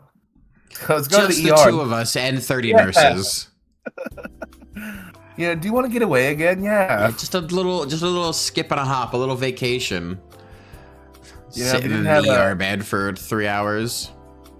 That's crazy, man. Well, good. I'm glad she's okay. I mean, it's good to get that checked, though. She was. Yeah, well, I mean, the thing is, she'd said that she'd been having chest pains since Monday on Friday, and that they were much heavier and much worse on Friday. And I was like, oh, okay. Well, that sounds like that's a problem. It's at least consistent. And women have heart attacks in weird ways. Why do you see the sun? Oh,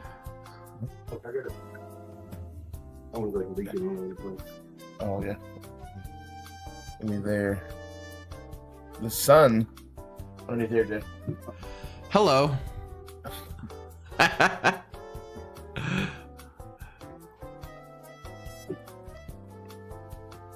All right. Yeah. There, dude. Yeah. Yeah, what were you talking about? The hospital and how, you know what I wish we did have is a healthcare system where healthcare, all hospitals were underneath a single umbrella so that any type of insurance or medical or government aid or whatever could all be addressed in one system instead of like the 7 different systems that they need to coordinate things between people in different offices and stuff. Don't be a fool, Joe. The amount of effort I have had to put into just to get a wound care appointment for the wound I have, it took me like 4 days just to set up an appointment that was 4 days out. Like, it's another thing that's more that would need more governmental control. I mean, what we work in, you know, like for instance, say the state of Washington, right? They have different areas for like their state contracts when they put out like their RFPs, and they should all technically be on it's called webs. yeah, it's bullshit. They're not on there, and No. literally everyone's asking, why don't they make it simpler? And it's like, that's a good question, because everyone wants their little section to be the most specialist, and they think it's best for them. It's because the way they've done it, and they don't want to change. And so literally, it's going to take like a state to come in and say, hey, we need to get this together. And the state, you know, for Washington, for example, the state is like, hey guys, we need to be on webs, and they're like, okay. But there's no actual like penalties that they know. Enforcement, yeah. Yeah, and so they're like, sure, why not? And then a year goes by, It's they're so like, did you get on there? dumb. Yeah, I think everybody should have a real ID. Everybody's real ID should hold themselves with a fucking IPv6 code, and that code is correlated for you for all your things. I'm talking from DMV to medical records to education levels to health systems to from the top to the bottom. And you should just have one system where you're like, this is my information. This is what I've been doing. This is how it is. And then you can use your system to fucking correlate everything for yourself. But that would be way too convenient for everybody. It could do taxes. It could do everything. That would be awesome. I think the problem with stuff like that is building those systems. It's like if I gave you, if I said, hey, Jonah, here's $1 billion. I want you to do this tomorrow. What would be your first step? I'm going to go talk to Thailand, because they already have it. They already have that system. I'm like, Thailand, what's the system that you have and how did you implement it? Let's make it work for the American system. Big difference though for Thailand and us though, right? And the size, I know. Size, but also states. America is one of the most individualistic, non-individualistic countries in the world. Because it's not just the states, but the counties. Like I said, in Washington, they can't get everyone to agree on things that would help everybody and make everybody's life easier. And they're like, no. Because each county thinks they're special, and each city thinks they're special. It's so annoying that people won't work together to make the world better. It is very annoying. I have asked the questions on things. I mean, reservations, right? Like natives, right? The idea has been pitched a few times. Like, why not make all native casinos, put them on one system as if it's one giant resort? So like, because native casinos historically have like really cheap gas there, so that's become one of the big drivers getting them there. And the idea has been kicked around a bunch. Like, why not have a bunch, like even in the state of Oregon, have all the casinos be, get in unison, guys, and make it like it's one resort. It'd be helpful for everybody, because that means people that want to play at Chinook Winds could go to fucking Seven Feathers and whatnot. Seven Feathers, and play, and they're still getting their same points and things like that, and incentivize them to play at all the casinos. And everyone said, no, fuck that. It's like, but it would be probably be helpful for everybody. And like, nah. Now, what if we don't do that though? Yeah, and the tribes just refuse to work together. We want everyone to have like 17 different cards, so that when they come in, they have to pick which one they want. Or if they didn't bring their one, they have to redo it for their own casino. Or yeah, it's annoying. I mean, but again, it's hyper individualism, and I'm sure there are legit reasons why people don't want to do certain things. Like at the county level, for not switching the way they do their RFPs and things like that. It's probably like, dude, I have to assign somebody to do that, and I don't have the budget for it at the moment. That may be something as simple as that. And and the state says, hey, do it, and the county says, give me more money, and I'll do it. I'll hire somebody to do it, and they're like, we can't. Like, okay, then I'm not doing it. And it might be as simple as that. Yeah, no, but it would save money. It would be easier for everybody. It would be, the consistency would be so nice. Now, on the other hand, I absolutely understand the argument against it, because having national registries where all of your government information is just in one centralized location, that's a recipe for disaster and risk. Sure, that makes sense. And that's, I think, kind of what we were talking about earlier with like China. I have problems with them, but I also have things I like about them. Their ability to punish billionaires and to punish people that do things and to make things happen is just a snap of their fingers. But also, with being able to do things the snap of your fingers is fucking dangerous. And part of what makes things China boarded people up and let them starve in their own houses during COVID. Yep. Because they were like, you got sick. Mandatory 2 weeks. And people were like, but I'm not prepared for 2 weeks by myself in a room. And they went, bummer. Yeah. Goodbye. We'll see you in a month. What? A month? Yeah. If we get around to you again. Good luck. Don't come out, otherwise you're shot. Okay. Yeah. That's authoritarianism. And the things I like to think about that, you know who Ai Weiwei is? The bad with names. So he's a really really good artist. Okay, I've probably never heard of him. Yeah, maybe not. He got really famous for doing like Chinese pots because he thought they were. The guy that would break them. Yeah, and then build them. I know that guy. Yeah, okay. So that guy, he does really famous artists, but he was also very critical of the Chinese government because of things they would let happen. This is also a problem with them. Is like a lot of corruption gets involved when they have to answer to nobody, right? And so like one of the buildings collapsed in China. It was a school, and it was a school that everybody knew needed to be updated and updated and updated, and they just refused to do it.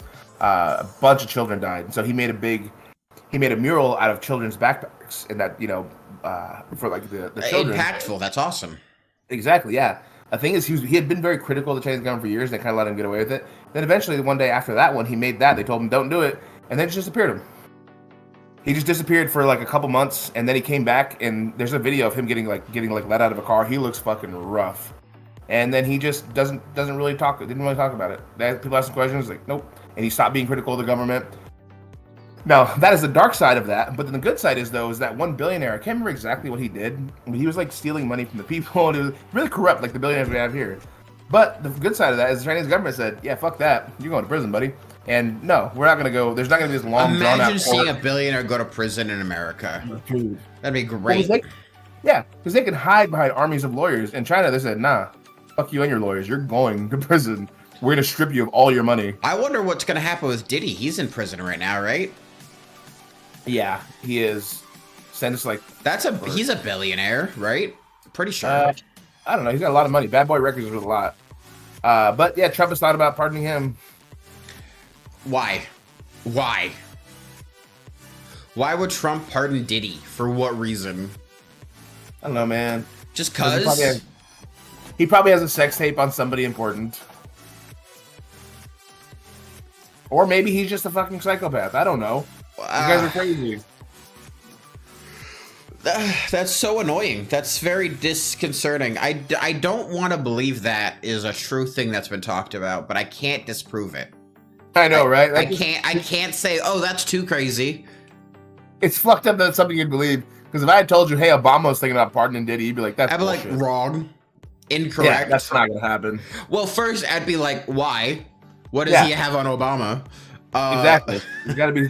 Or there's got to be some good reason. Like, yeah, there's got to be some, he's giving up all this information on 100 other actors to get all of them, and the greater value is in that. Sure, whatever. You're talking about legal balancing, whatever. Trump doing it, is he doing it for a meme?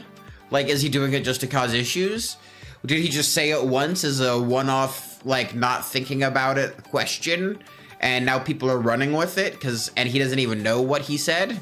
Like, these are all possible explanations. Yeah, we know that he is I don't know, man. I don't even fucking care anymore.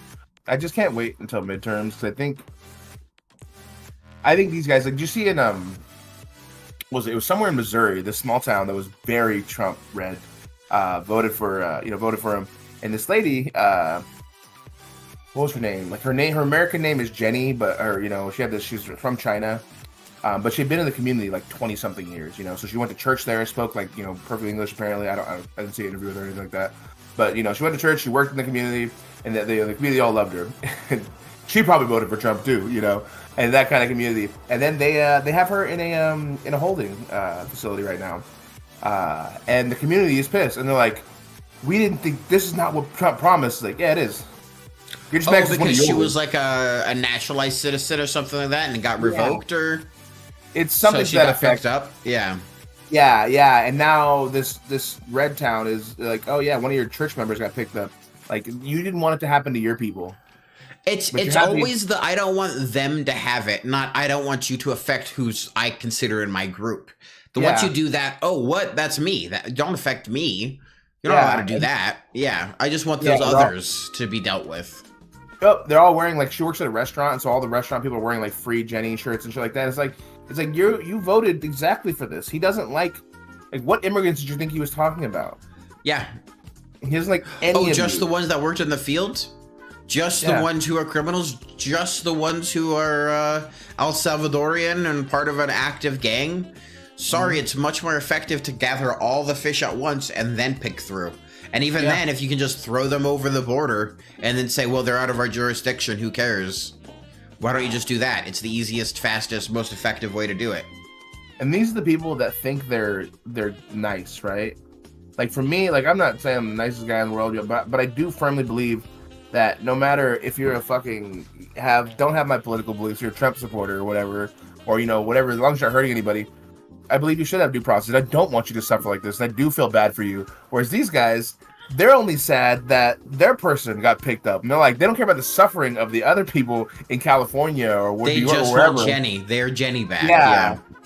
And it's like you're a shit person.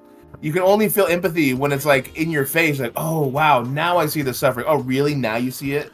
Well, that's the thing with like Snap. People are like, oh, we should limit what people can get on Snap. We should make it so that they can't get ice cream or honey buns or sweets because it's not supplemental nutrition, right? It's not a nutritional thing. It's like, so you think I don't deserve ice cream? And they're like, what do you mean you? Like, well, I'm on food stamps. So you think I don't deserve an ice cream every once in a while? Well, no, not people like you. Yeah. Well, I'm on Snap. What do you want? What do you want? Yeah. How are you going to determine the case-by-case basis who deserves ice cream? Yeah, what people? Yeah, and it's the thing is too is just with that kind of shit. It's just like we have enough money. It's the most frustrating. We do. Of this whole we have the capability, the logistics, the time. We can take care of everybody. People are still there. Trump still has like a 40-something% approval rating right now, and his base for his big beautiful bill is to give. I mean, there's other horrors in there that are bad. There's lots of little details, but the basics of it is he wants to give $2 trillion in fucking tax breaks to the ultra wealthy and cut social programs. And it's like, and people are still like, yeah, that's our guy. He's got a plan. His plan is to fuck you over. Like, I mean, it's a grift. It's always been a grift. Yeah. Now that being said, there are actions like the nuclear. I do support closing down illegal immigration. I 100% think we need to reform the way we treat our immigrant population and how we're dealing with it. But I don't think that it's a good idea to have an open border and just let everybody come through. I think everybody agrees that illegal immigration is bad and it should be contained and monitored for who comes through, how, and when. I think that our current system is working. I don't. Those two. And I'll tell you why, right? Sure. You can say you don't, but as far as like problems go in America, immigration, like illegal immigration should be down here, like way down here. Okay. And because legal immigrants, right, they cause so much less crime than actual Americans by a wide margin. I don't know what the exact numbers are, but I know it's not even close.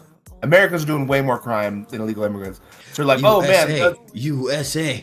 We're killing it in terms of crime. If you want the rapists and the murderers, boy, those are homegrown, you know. And so they're like all these things. Like, yeah, it's not them doing it. On top of that, illegal immigrants, for the most part, there's all these things like, well, they're getting our free school stuff. It's like, no, they don't get resources. They don't get healthcare. People are working in America for 50, 60 years doing jobs you don't want to do, but are necessary to America being America. You know, our construction workers, our firefighters, or wildland firefighters, are working in the fields. Those are all jobs that need to be done and are being done by illegal immigrants. On top of that, they're still paying taxes and they get no benefits. And the other portion is one of the biggest investments into a society is early education. These illegal immigrants, we're not investing in their early education either. They're coming here already educated from the systems from their own countries, and we're not paying for that either. But we get them in their workforce era, which is the best era. But people say they don't know how to speak English, so they're not valuable. Exactly. That's what people say all the time. And so, and my point is, all these people are saying there's a crisis at the border, and it's like, the only reason America is at I think a 2.3% birth rate. Yeah, which is barely above the now to increase our population, which is actually a pretty good number, kind of where we want to be. But the biggest reason for that is because of our immigration, illegal or not. And so people saying it's a huge deal, there's a crisis, and we need to. It's like, what are you talking about? We're getting all the benefits and none of the negatives. They just don't like that they're brown, Tony. They just don't like that they're brown and they speak a different language. I can't. I don't know how to conceptualize it other than that. Because you're right. The vast majority of them are just looking for a better place. They're looking for prosperity. They're looking for safety.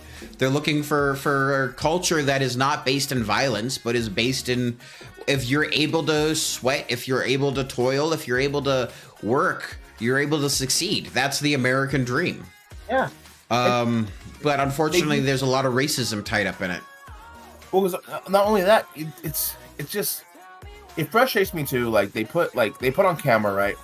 Like when they want to do a news story on like firefighters, like they want to put the guys from like Ryback or one of these like American companies. Like for every one like a regular American like company, a firefighting company, there's 10 Torres and Franco and Garcias, yeah, these guys are all out there. It's like, dude, there's a way more of them. And like, you want to interview someone that's fighting fires and the heroes that are saving our country, it's most likely going to be a dude that's speaking Spanish. Like that's just a fact. Same thing with people that are taking care of our elderly. Most of them that are taking care of our elderly, a big like I can't remember the number, but it's like 30% of them are actually from is the Philippines. It's crazy. It's like I think it's Filipino women that are doing it. Actually, it's like I believe it. Yeah, it's insane because it's like they're coming here trained to do these things, and we're still fucking racist towards them. Like you're the problem. I know you're doing a lot of work that we really need done, and we don't want to do, but fuck you. You're taking these jobs from Americans, and they're looking at you like the Americans aren't applying. Like, yeah, you guys are lazy. They're not doing it. Agricultural work is hard, man. I picked berries before. I picked berries. Same. I've picked blueberries and strawberries. It's garbage work. You get paid very little for a lot of work. They don't treat you very well, and they will withhold your check if they just feel like it. Yeah. It's not cool.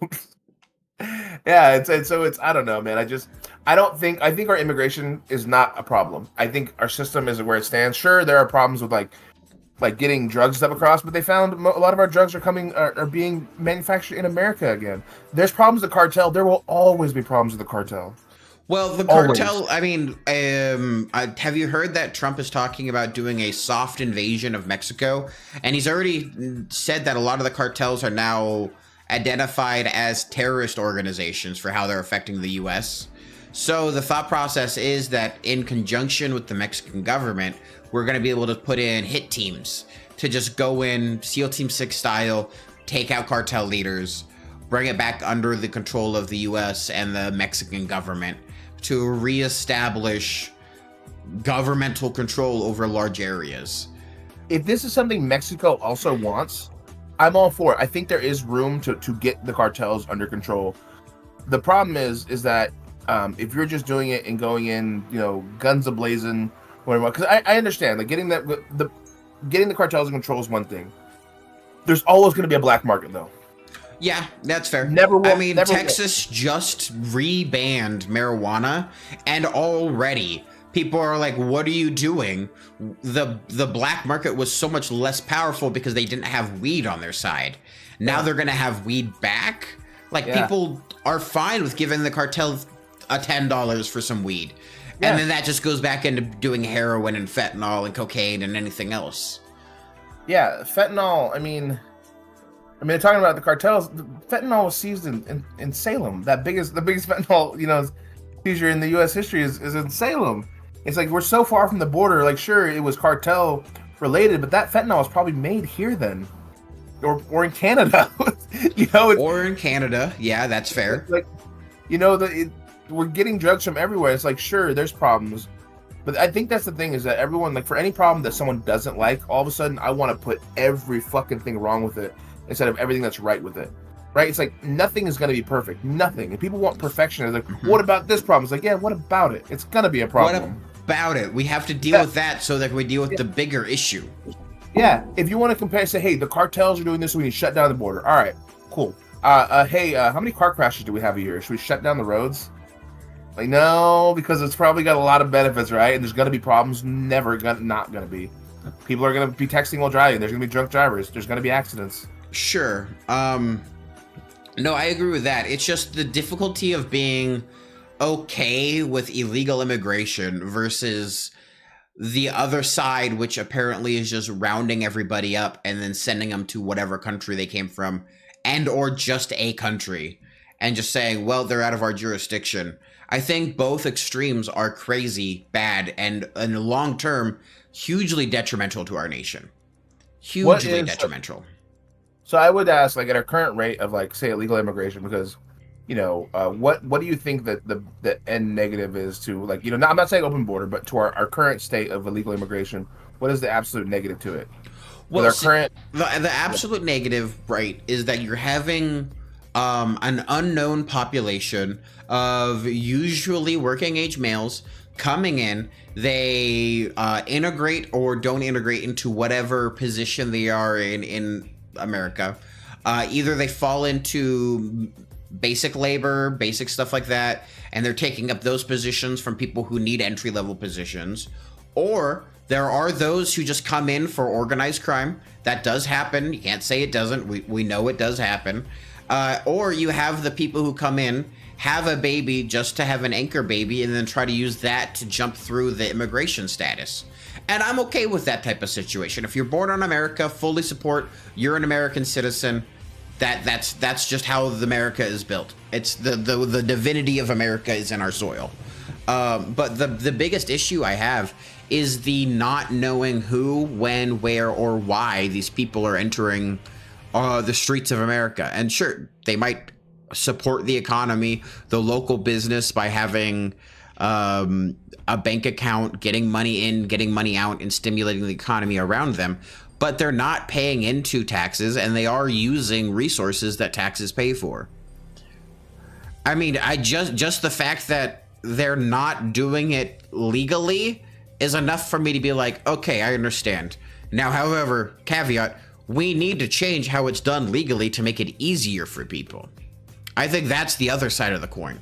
I don't think you can have all take, no give. You need to be able to throw the ball to play catch, right? Yeah. For one thing, John, I would ask that you please don't. That term "anchor baby" is very steeped in racism. I hate. Is that. it? I thought that was the government term. It is a super. I mean, from my perspective, very racist term. It's essentially like, imagine calling someone an anchor baby. Hey, you were born just so I can get this here. You know what I mean? Like calling a person that.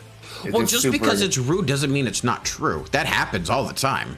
Like, what term should be used to describe the action that I am describing? What, having a U.S. citizen born here? Yeah, for the specific purpose to anchor you and your family in America, to have a hatch, a key, basically. I don't know the term, man, but it's an action. It's a pretty racist sounding from one side. Yeah, I don't know. For me, I was always.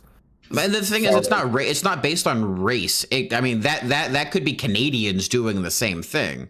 It's this, the action is still having an anchor baby. It could be, but it's never really defined. No, it's usually described for Mexicans and people. Yeah.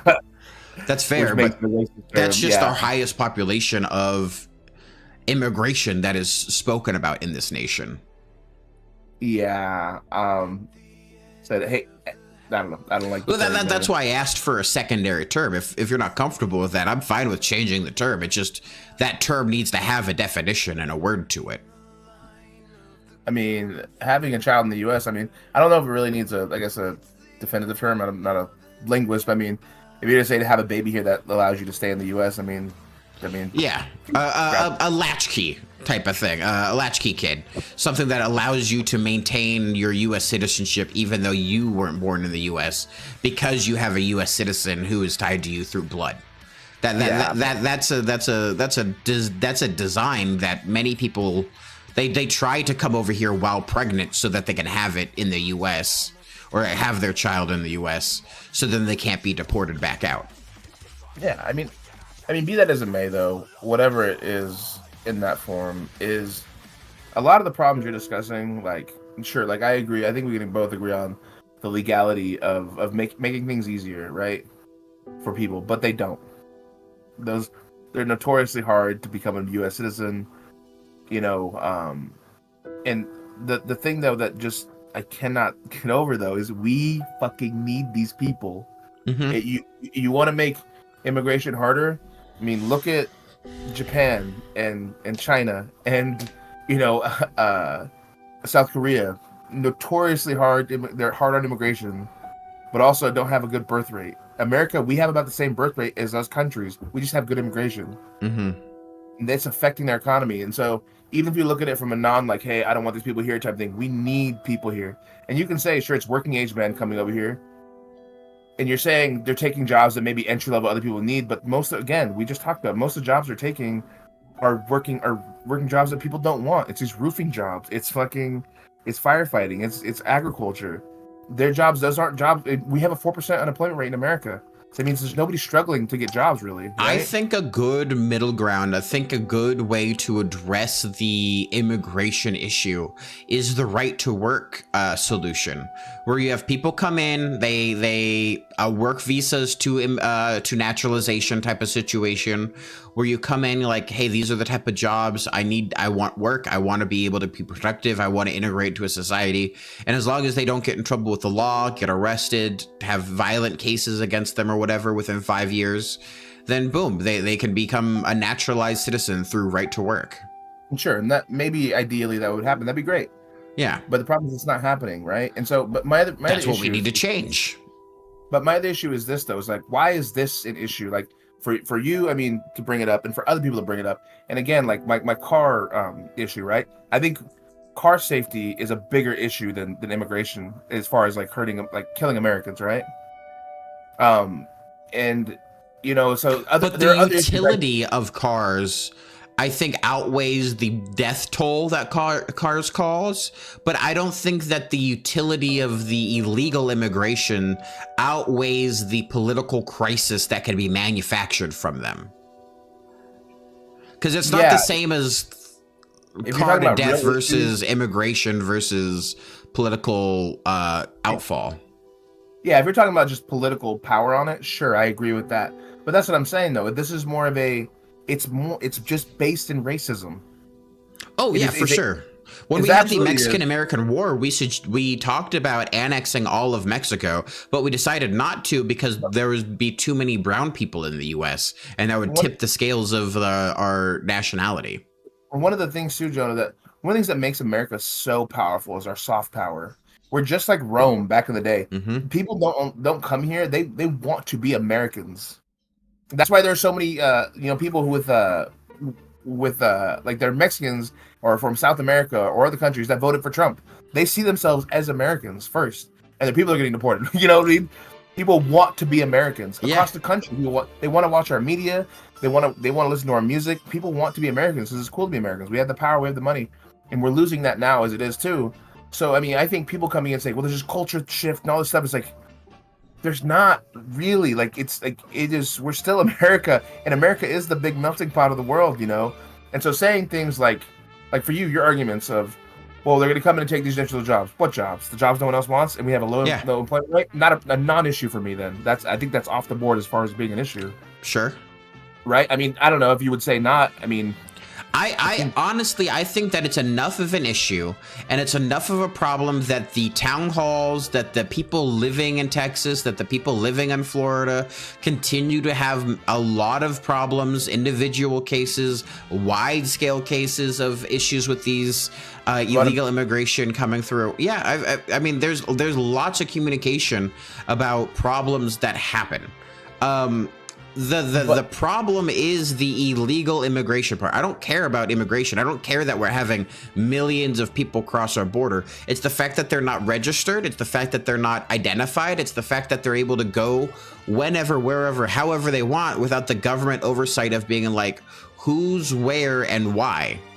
That's the problem. If everybody went through, if it was just an open line, here's your number, here's your tag, welcome to America, and they pay taxes and they were able to integrate and they, went to work and came home and had families, made the American dream, I support this. It's the sneaking around the border, not going through the process, that's the problem. I also agree, the process needs to change to make it easier. Yeah, and I agree. I get what you're saying in a sense, but again, like, we've seen most of these, like, the vast majority of people aren't committing crimes. You're saying sneaking around, doing things, like, these people aren't doing anything, and I agree. I think if there was a system to come into place tomorrow and they said, hey, well, you guys we need you all to register to potentially become American citizens, I think millions of people would. The people that are legal would hear it and say, yeah, I want to become an American citizen. Let's, get this registration part started. So, I mean, saying like, oh, these guys are doing whatever they want, moving around, most of them are no. They go and live, they go just like every American here. They go live in wherever they are. They stay there. They work. They build families. They try to buy a house. And those are good immigrants. Those are good immigrants that we want. 90% of them are. Yeah, that's the thing. That's what I agree with needs to be changed, is that I think we both agree if you are an illegal immigrant, you come in here and you do a violent crime, that's bad. You should be exported. You should be deported to wherever you came from. That makes sense. If you come here as an illegal immigrant and you just work, you find a family, you get a wife or a husband, who cares, and you just try to, build a business, grow, you pay taxes, that's a good citizen. That's somebody who wants to integrate with the community at large and to build a culture around not only themselves, but the people around them. Those are good immigrants. Those are the people that we want. The biggest issue we have is that all immigrants right now are considered illegal immigrant, or all illegal immigrants are in the same category as the criminal immigrants. And there's no way to differentiate them until they're gathered and be like, are you a criminal? And unfortunately, government is really, really inefficient at doing that type of stuff. So they'll just pick them all up and then push them over the border and then say, well, they're out of our hands. They're out of our jurisdiction. We can't do anything. That's wrong. The way they're doing it is wrong. But yeah. For me, I said, to me, immigration right now, as it stands right now, with the deal, like I said, just not even looking at it from a racial issue, but looking at it as just is the deal the American people are getting, right? I would say right now we're getting a pretty fucking good deal. Or not currently it's slowing down, but as we had it for years, Americans are getting the best of this deal. Mm-hmm. Sure, there are people coming over, sure there are things happening, but like the states like Texas and California, they can bitch all they want, Florida, but look at what their economies look like. Yeah. They boom because they have all the fucking workers. Yeah. And so it's like they're like, oh well, Texas is complaining about this. Oh, there's so many people. They're taking our jobs. So it's like you have a low unemployment rate though, and your economy is booming. What are you bitching about? What more do you want? What more do you want? Yeah. And so for me, this is what I always say is like it is a racial issue, not an actual issue. There is because we're getting the best of the deal. Yeah. We're getting the best part of it. And I think my main hang up isn't that they're illegal immigrants. It's the way the immigration process is handled. I think that's because the word illegal immigrant, it's its own problem. I don't think. Yeah, it mostly boils down to a race type of situation and a cultural misbalance that happens a lot, which it causes friction and conflict and that type of stuff. Like this, like to me, it's just I hate this kind of stuff because it's very culture war stuff, right? Mm-hmm. Because it's the same thing as like, why do we have a trade deficit with fucking Cambodia or whoever? It's like because we're a big economy. That's the way trade deficits work, man. It's like you want to make this into an issue. We're getting a good deal. We're the buyers. We have all the money. And Trump and his people, and it's the same thing with immigration. Like all these criminals, like there's problems, sure, but we're getting the better half of this fucking deal. China and them and Japan, their populations are falling, and they know it's gonna have a big economic impact for decades to come. And we're still killing it because we got immigrants coming in, baby, illegally or not.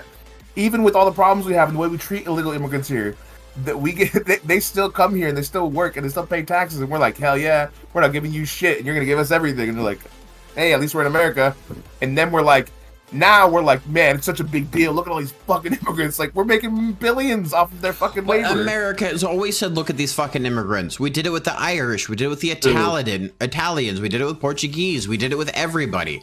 The Mexicans are just the newest immigrant where we can point at and say they're taking our jobs. Yep. We do it all the time. Always a new whipping boy for whatever situation it needs to be. Someone needs to be. Next is gonna be Canada when we make Alberta the 51st state. Jesus Christ! That's fucking terrifying. Don't say that shit out loud. You're gonna speak it into existence. What are you talking about? Trump has been trying to do it for like the last year. He's gonna probably continue to try to do it for the next 3 years. I think what's gonna happen? My thought was gonna happen. Did you see? So Italy. I was reading this this post about Italy, how they kind of fell from grace, and their fall was very similar economically to America's. How they had just unending debt and continue to do tax cuts and a lot of corruption. and then all of a sudden their economy just couldn't take it anymore. They became less of a power on the world stage, and they kind of sank to this kind of role in the more 10 to 15 range instead of being number 1 to 3. Yeah. And it's happened to a few other countries too. Same thing. Italy's kind of the biggest one that got the most noticeable to us, but that's kind of thought in America is like at some point all this unfettered fucking like this debt, someone's got to deal with it eventually. Think a lot of I know already a lot of our soft power has been crippled, has been cut at the balls because we took away US aid, we took away a lot of our foreign funding, we took away a lot of the outreach systems that we've been working on for decades to build trust and reliance and acceptance with. It was one of the main ways we produced power in the world and goodwill. 100%. People like to come to America. Just our brain drain too. People came to America to study because we had cool shit, and we have, people want to come and live here. They want to go study with the best of the best. You know what I was thinking about too earlier. I was thinking that if Obama tried to get Greenland or Canada, I think it would have worked. I think if we had a different president producing these ideas and in a different format, I think the vast majority of the world stage would be much more willing to hear it out. I think it may be. I think it's done through too much of an authoritarian lens right now. We're taking. Yeah. He's doing it through, we're going to beat the shit out of you and take you. Whereas I think it needs to be more of a... if you join us, look at all the benefits. We would like to partner. We would like to join. We'd like to have a trade territory type of deal. I agree. I mean, it just... But... Canada, if you give us your free healthcare, we'll give you our military defense. Oh, look at that.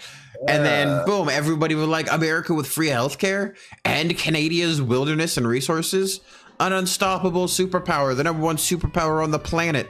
No one would say otherwise. Yeah. There was a rumor going around that Russia, China, and America are trying to just stay out of each other's way and have their kind of spheres of influence. My boss it. These are my territories. Those are your territories. Do what you want. I'll do what I want. Yeah, China getting back Taiwan and kind of getting their Asia influence, then America doing whatever they want with Canada and Greenland and South America. South America. America just gets Americas. Yeah, and then Russia, I don't know how they would do anything. Europe would crush them. Europe would win. The EU would just join against all of Russia. It'd be a battle. It'd be a war for probably a decade. And then Russia would fall. It'd probably get turned into a smaller state, get chopped up into 3. And then there would be their own Euro ethnic states of like Russia and then probably Siberia and then probably like East Siberia or whatever it is. Yeah. Or Mongolia would move up in and get big Mongolia again. Big Mongolia again. How cool would it be to see Mongolian power again? Like, we were waiting, dude. You guys fuck around. They figure out horse tanks and they're just unstoppable. They would. Horse tanks. No, I mean, I don't know. It's funny to me. Like, I think in my my conspiracy theory brain, Trump is absolutely a plant. I think this form of our government is like the people that are in power right now made a deal with another country. So to me, it's the only thing that makes sense. Cutting off our balls in every sense, because there's some things that kind of make sense if they want to be racist and shit about it, but some of it doesn't make sense at all. They know it's hurting the country in the future. They know it's hurting country in the immediate. Like becoming enemies all of a sudden. Like, we had Europe and Canada, like they basically followed whatever America wanted to do. Breaking those relationships up make no sense. Make absolutely no sense. Starting a trade war with China when we were getting the better of the deal as it was. It made no sense. Well, China was conflating their value system on their yuan, I want to say. Technically, we have been in a trade deficit with China for a very long time where they get more money from us than we get from them. Yeah. But we also get shit ton of cheap product, and it was very effective. So we get the better end of that deal. Or I guess it's a kind of a fair deal, but I mean, the big one for me though was the Canada-European relationship. That's the big one. We were taking countries without a boot on the ground countries were saying, "Yeah, I'll join NATO," and join NATO. You're like, "Yeah, we're in charge now." And then when America has the #1 veto power of all the nations, and we can just like all the nations can agree, and all America has to do goes veto, and then it goes our way every time. That's America in charge. I don't know. I don't know what other situation that means. Yeah, everybody's like, well, they're not chipping in with their amount of the. Yeah, that's fair. That's okay. We do all of the advanced manufacturing in America. We build our war machines and we put in most of the money for the military. Mm-hmm. The other end is we get all the buying power. We buy all the cheap shit, and everybody votes our way. It's great. We're in charge, guys. Now, and they're like, not enough. Now, what America should do, right, is in that exact situation, be like, hey, your country is 2% missing on your entrance to NATO. That means that you guys have to give us a 2% rebate on all the things we buy. And then I bet you they could balance the budget that way and just say, fine, we'll just do a recursive value assessment, and then we'll just take it in a secondary pot so that we still get the money value for what we produce into NATO. And then that just give us even more hard power over the economic systems of the world. I mean, that's one of the main goals of the U.S. Yeah, I mean, they totally could, but I don't even think that's necessary. Again, America gets we're the spoiled fucking rich kid of the world, and we don't know it. We're so unhappy, and it's because we let billionaires take all of our money. If we distributed money, it always comes back to taxing the fucking rich. It absolutely does. If we were taxing fairly and money was spread fairly, I bet you America our dominance would go unchecked for generations. Because we would have all the military but it's literally just billionaires being corrupt fucking cowards. Yep. And politicians being corrupt fucking cowards. Did you see BlackRock is trying to sue United Health because after the CEO got shot, they started accepting more claims and more stuff, so the shareholders' profits went down, and BlackRock said, no, you can't do that. You lied to the shareholders. So you have to actually deny people more claims than you did before the CEO got shot so that we can make enough money. Yeah, you're helping people. How dare you? You're doing what you're supposed to do. What's wrong with it? It's not about the immigrants. It's not about the gun violence. No. It's not about the drugs. It's that exact action on a wide scale. That's the biggest issue with America. It is. It is. That's what I mean. Is they make non-issues issues into this fucking... Mm-hmm. And the issues are these things, taxing billionaires and making sure they can't collude to increase your rent prices, and making sure fucking we have better public transportation because it's for the good of the people instead of them saying sell another fucking car. Yeah, cars have their place. Sure, I think they're great in some sense, but to say America is so big that it's actually really good to have a car infrastructure. Yeah, it's super convenient. I'm not saying no cars, but they're saying no. They lobby against and will get people in places so we can't have more public transportation. It's like, dude, we need both. How cool would it be to have if there was a legit public transportation? I probably wouldn't have a car if I was in Salem, or have a bike. That's I can get around exactly what they want to avoid. Exactly. They want to sell me a car. They want you to have a car. They want you to buy gas. They want you to pay into the roads. They want you to have to do all of that. And if you had a bus that could take you from Seattle to Portland down to Klamath Falls or whatever, just on bus track, why would you need it? It is just absolutely unchecked greed. And it's killing us. It's killing everybody. People know. I mean, there are people there's already Gen Z is more depressed than millennials now. They're already starting to give up. Which is crazy because millennials are one of the most depressed generations that's ever existed. We're known for our jokes about fucking killing ourselves. I'll just die. Hey, I gotta tell Jay, hey, back off. That's our shtick. Back off. We're gonna die. You guys gotta fix this shit. And I blame them. You voted for this second time around. We had a shot. You fucked it up. I didn't vote for Trump. I didn't really want Kamala Harris, but I know Trump was the absolute worst choice. Oh, I don't want Kamala Harris either. That's the problem is that... And we get right back to the Democrats think they're so smart that they can choose who we vote for, and Americans never will. We fight every time.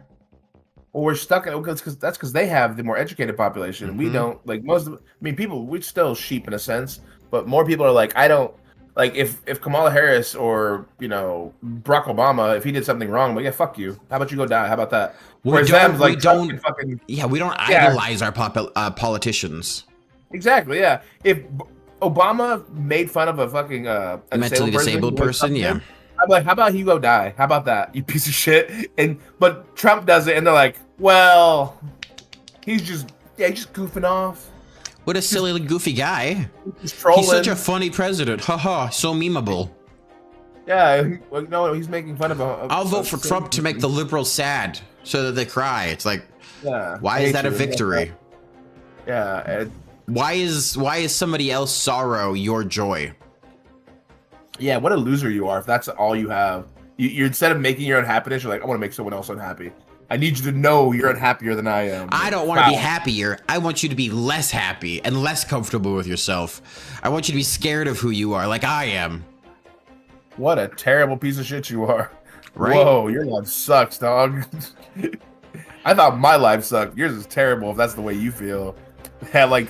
That's like the male loneliness epidemic. It's fucking stupid. Well, it's because a lot of the dudes don't know how to talk to women.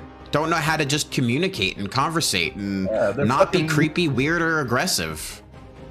It's basically a bunch of losers that don't think of women as people, and they're like, man, what can I do? Obviously, we have to force them to fucking like me. That's the only option. Like, what? How about you just talk, man? How about that? How about you don't be a fucking weirdo? How about you ask what they're interested in, and then if you're also interested in it, you can talk about that. It works. And then, sometimes women are going to say no. Like, there's this weird stat came out. I can't remember what it is, but like, high number of Gen Z men have like never even asked a woman out in real life. Mm-hmm. It's like, dude, this is why you're alone. Like, sure, maybe she'll say no. And then you'll say, all right. Okay. On to the next one. Yeah. How about you? No? All right. I'll be back. Someone else. Okay. And that's the thing. If you're able to take a no and you're like, no problem. Thanks for your time. Whatever. They will go, oh, hey, look at that guy. Yeah. And then you might have a chance later. Exactly. If you take a no with dignity and be like, okay, I respect that. Yeah, no problem. Sorry for bothering you. Let me have a good day. Sure. All of a sudden you just go from a creep who approached me in the bar to a dude who took a no pretty well. Yeah. And that's leagues above. What a guy. But that's how you should be with everybody. If someone if I ask someone like, "Hey, can I have one of your fucking whatever you have?" and they say no, I'm like, "Okay. Sorry. I asked." All right. I wanted it. You said no. I understand. No problem. Boundaries. We're good. Cool. If you ever have extras, let me know, but that's fine. But people take it as like an attack on them personally. It's like, or like the all the memes about how asking a girl out and you're like, oh, I have a boyfriend. Oh, you didn't mention your boyfriend early. It's like, okay. Sometimes people have boyfriends or girlfriends. What it's like.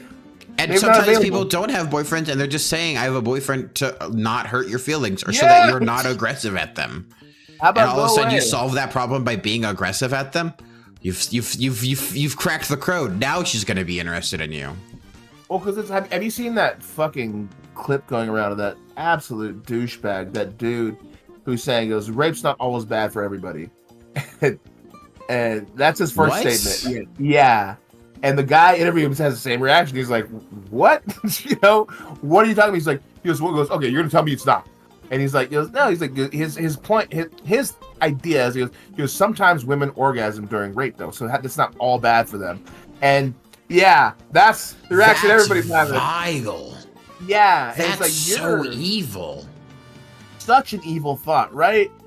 And these are the kind of guys in this fucking manosphere, not exactly Joe Rogan, but in his kind of, you know what I mean, type of who young men are listening to. Yeah, the red pill, the alpha male, the David Goggins, the Andrew Tate, all the stuff. Yeah, and I didn't know who the guy was, but apparently he is a fairly popular like podcaster type of that guy, and he says shit like that, and people, kids are young men eating it up. It's like, what did you just say? What is no, that's horrible. Horrible. to even insinuate, because that's a biological response. You can't control that. And there's people who have PTSD because that happens to them during those traumatic events. So then they conflate that action, that release with the horrible event. And then it can ruin for years afterwards sex or any type of pleasure like that. That it absolutely mentally cripples and scars people for a long time. And he's just like, oh, you orgasmed? You must have liked it. And that's what these guys let him go to prison and see how that works out. Yeah. How did you like it? How did did you come? All right, let him feel how that is in an alley or something like that. Well, you must have liked it. You got hard. Yeah. Exactly. That's bullshit. Yeah, men do get raped by women, and how does that happen? It has to happen by arousal only. And so it's just stupid. And it's again these guys that don't think of women as people. They think of them as objects or tools. Yeah. It's their animal instinct. It's like, yeah, okay. And it's also guys like these, because this is the same guy. I don't know if you've seen the clip also, the guy that couldn't open the pickle jar. It's the same guy. It's hilarious. It's the same guy? I'm not surprised. Same guy. Same guy he thinks rape is not bad and he can't open a pickle jar. Sounds about right. Yep, so manly. He has a woman on his on their podcast and they're talking. And he's trying to like do a gotcha to her. She couldn't open a pickle jar, and she's like, "Fine, I can't open it. You take it." And he grabs it, and he's like, you can see the panic because he's struggling, and he's like, "You got it all greasy," And he gets a paper towel, greasy hands. Yeah, and she's like, "I don't have anything on," And he's like, "No one can open it." He goes, "You can't get a fucking grip on it." And this guy comes, he's like, "You try." He's like, "Yeah, so you can't get it." And the guy immediately, he's just like, "What okay, a pansy. all right, I got all the grease off." What a pansy! Yeah, and it's that kind of guy. It's like, you think you're in his mind. I'm like, you think you're the predator, don't you? You think, but you're also. You think you're the big dog? Yeah. Yeah. Like, if there's anybody, if like society breaks down and goes to the strongest human beings to take what they want, you're getting taken too. You. Yeah. Yeah. Who do you think you are? You can't open a pickle jar. I can. Tony's like, I can crush the pickle jar if I need to. And it's always these dudes so fucking well, there's plenty of studies now that people on video games who like insult or yell at women are usually the bottom 30% of gamers, like skill level. And whenever there's another guy in the late level, they'll attach to them and praise them and stuff like that, and try to like diss on the women so that it hires their hierarchy, or at least in their own mind, their hierarchy. And most often guys who are just like, oh, cool, a girl, that's cool. Can you do this? Take left, take right. Those are the top performing people. The ones who are just like, I don't care who it is, as long as they're able to play the game and execute the strategies that we talk about. That's what I care about. Yeah, because fucking shocking, women are people. Shocking. Science keeps discovering this and they keep forgetting. It's weird how that happens. It's so crazy. And if weird dudes would just accept that fact, because there are like, I think guys think of like, oh, well, this girl only wants this guy for that money. I'm like, yeah, maybe she does. There are also dudes that just want people for their money. Yeah, maybe. Cool. She's just using her sex. I'm like, yeah, obviously, I don't care. There's going to be women. If you don't like that, then go for a woman that doesn't. There are women that are very, very modest or whatever you want it to be, that are in churches and shit. Don't go for them. Don't make other women out to be who you want to be. There are men that like to have a lot of sex. There are women that like to have a lot of sex. There are men that don't like to have sex. There are women that like to have sex. Whatever it may be. There are women that are everything in between. Yeah. Yeah, go find one of them. Because again, there are people, if you want to be matched with them, you're going to have something like you like about each other. And if you're not, it's like, what the fuck are you doing? It's the red pilling. It's the ideology of the perfect patriarchy. That's the thing. Patriarchy isn't just a predatorial against women. Patriarchy is primarily predatorially against men. And the way they use that is to hierarchy men and then use women as a reward or as a tool to motivate men to act a certain way. That's how patriarchy works. To be a feminist is to see that men and women are equal, that they stand on equal branches, and that they have the capability of thought, of action, of effect on the world as each other. And the innate predatorial nature that is so easy to monetize, to clickbait, and to stream everywhere, because negativity catches. It catches the brain way faster and way easier than positivity. It's so nice to be told you're the strong one, they're the weak one, you should be in charge. It's like it's the diet pill of psychology, of relationships. It's saying it's not your fault you're overweight. It's not your fault you're not strong. Yeah. You need, it's this pill. It's something. It's like sometimes, you know, hey, there are little issues maybe medically like that. But it's like, no, you want to build muscle, you go to the gym. You want to lose weight, you got to start dieting. I know that, you know, firsthand. You got to eat less calories. You got to work out more. If you want to talk to women, hey, you either get in better shape, be a better conversationalist, bring something to the table. Why does she want you? Same way as like, why do you want her? Is it just for her body, or do you actually want to know her? You know? Yeah. And don't get me wrong, for the people who want a sugar baby and for the sugar babies who want a sugar daddy, they find each other. And they can work great. I mean, like, as long as everyone communicates about what the expectations are, oh boy, all of a sudden things can work out just fine. But communication is key. Open and honest. Yeah, it's fucking... Yeah, listen, it's just these guys, instead of doing self-growth, it's all on everybody else. It's not my fault. And the red pillars do. They tell them it's not your fault. It's these dumb women. It's fucking... Yeah. Yeah. Well, that's the thought process behind it, because we both know, we both understand, we're both capable, competent, intelligent men who are like, no, women are good. Women are smart and capable and intelligent. I've met plenty of women who are smarter than me. I've gotten my ass kicked by a couple women in the Marines. Trust me. They can throw you around, no problem, especially when they have training. It is stupid. I mean, I don't know. These guys that are just douchebags, I mean, it's the same guys that think they're like, oh, I would beat, you know, Ronda Rousey in a fight or whatever, or you know what I mean?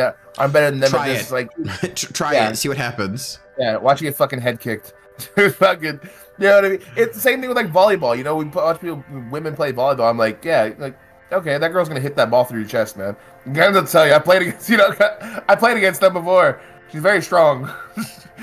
You know, it's because they see that the pinnacle man and the pinnacle woman, the pinnacle man has stronger, like, individual force strength. Sure, that's genetics, that's biology. You're not the pinnacle man, buddy. Like, you're not there. Yeah, that's the thing. These guys, they don't want to go, like, they don't want to learn shit. Like you, like, all right, so you go, you know, you went to college, you went to the military, you know how to garden now, you're doing your farm things, you have your chickens, you have hobbies and things outside of what you do. And so, you know, you're obviously with your, you know, with your fiance now, but if you were like, go out and talk to women though, you have things you built. These guys just want to stay inside and do nothing. And like, you have no hobbies. You have no talk. You have to be able to talk, say things interesting. You know what I mean? What do you bring to the table?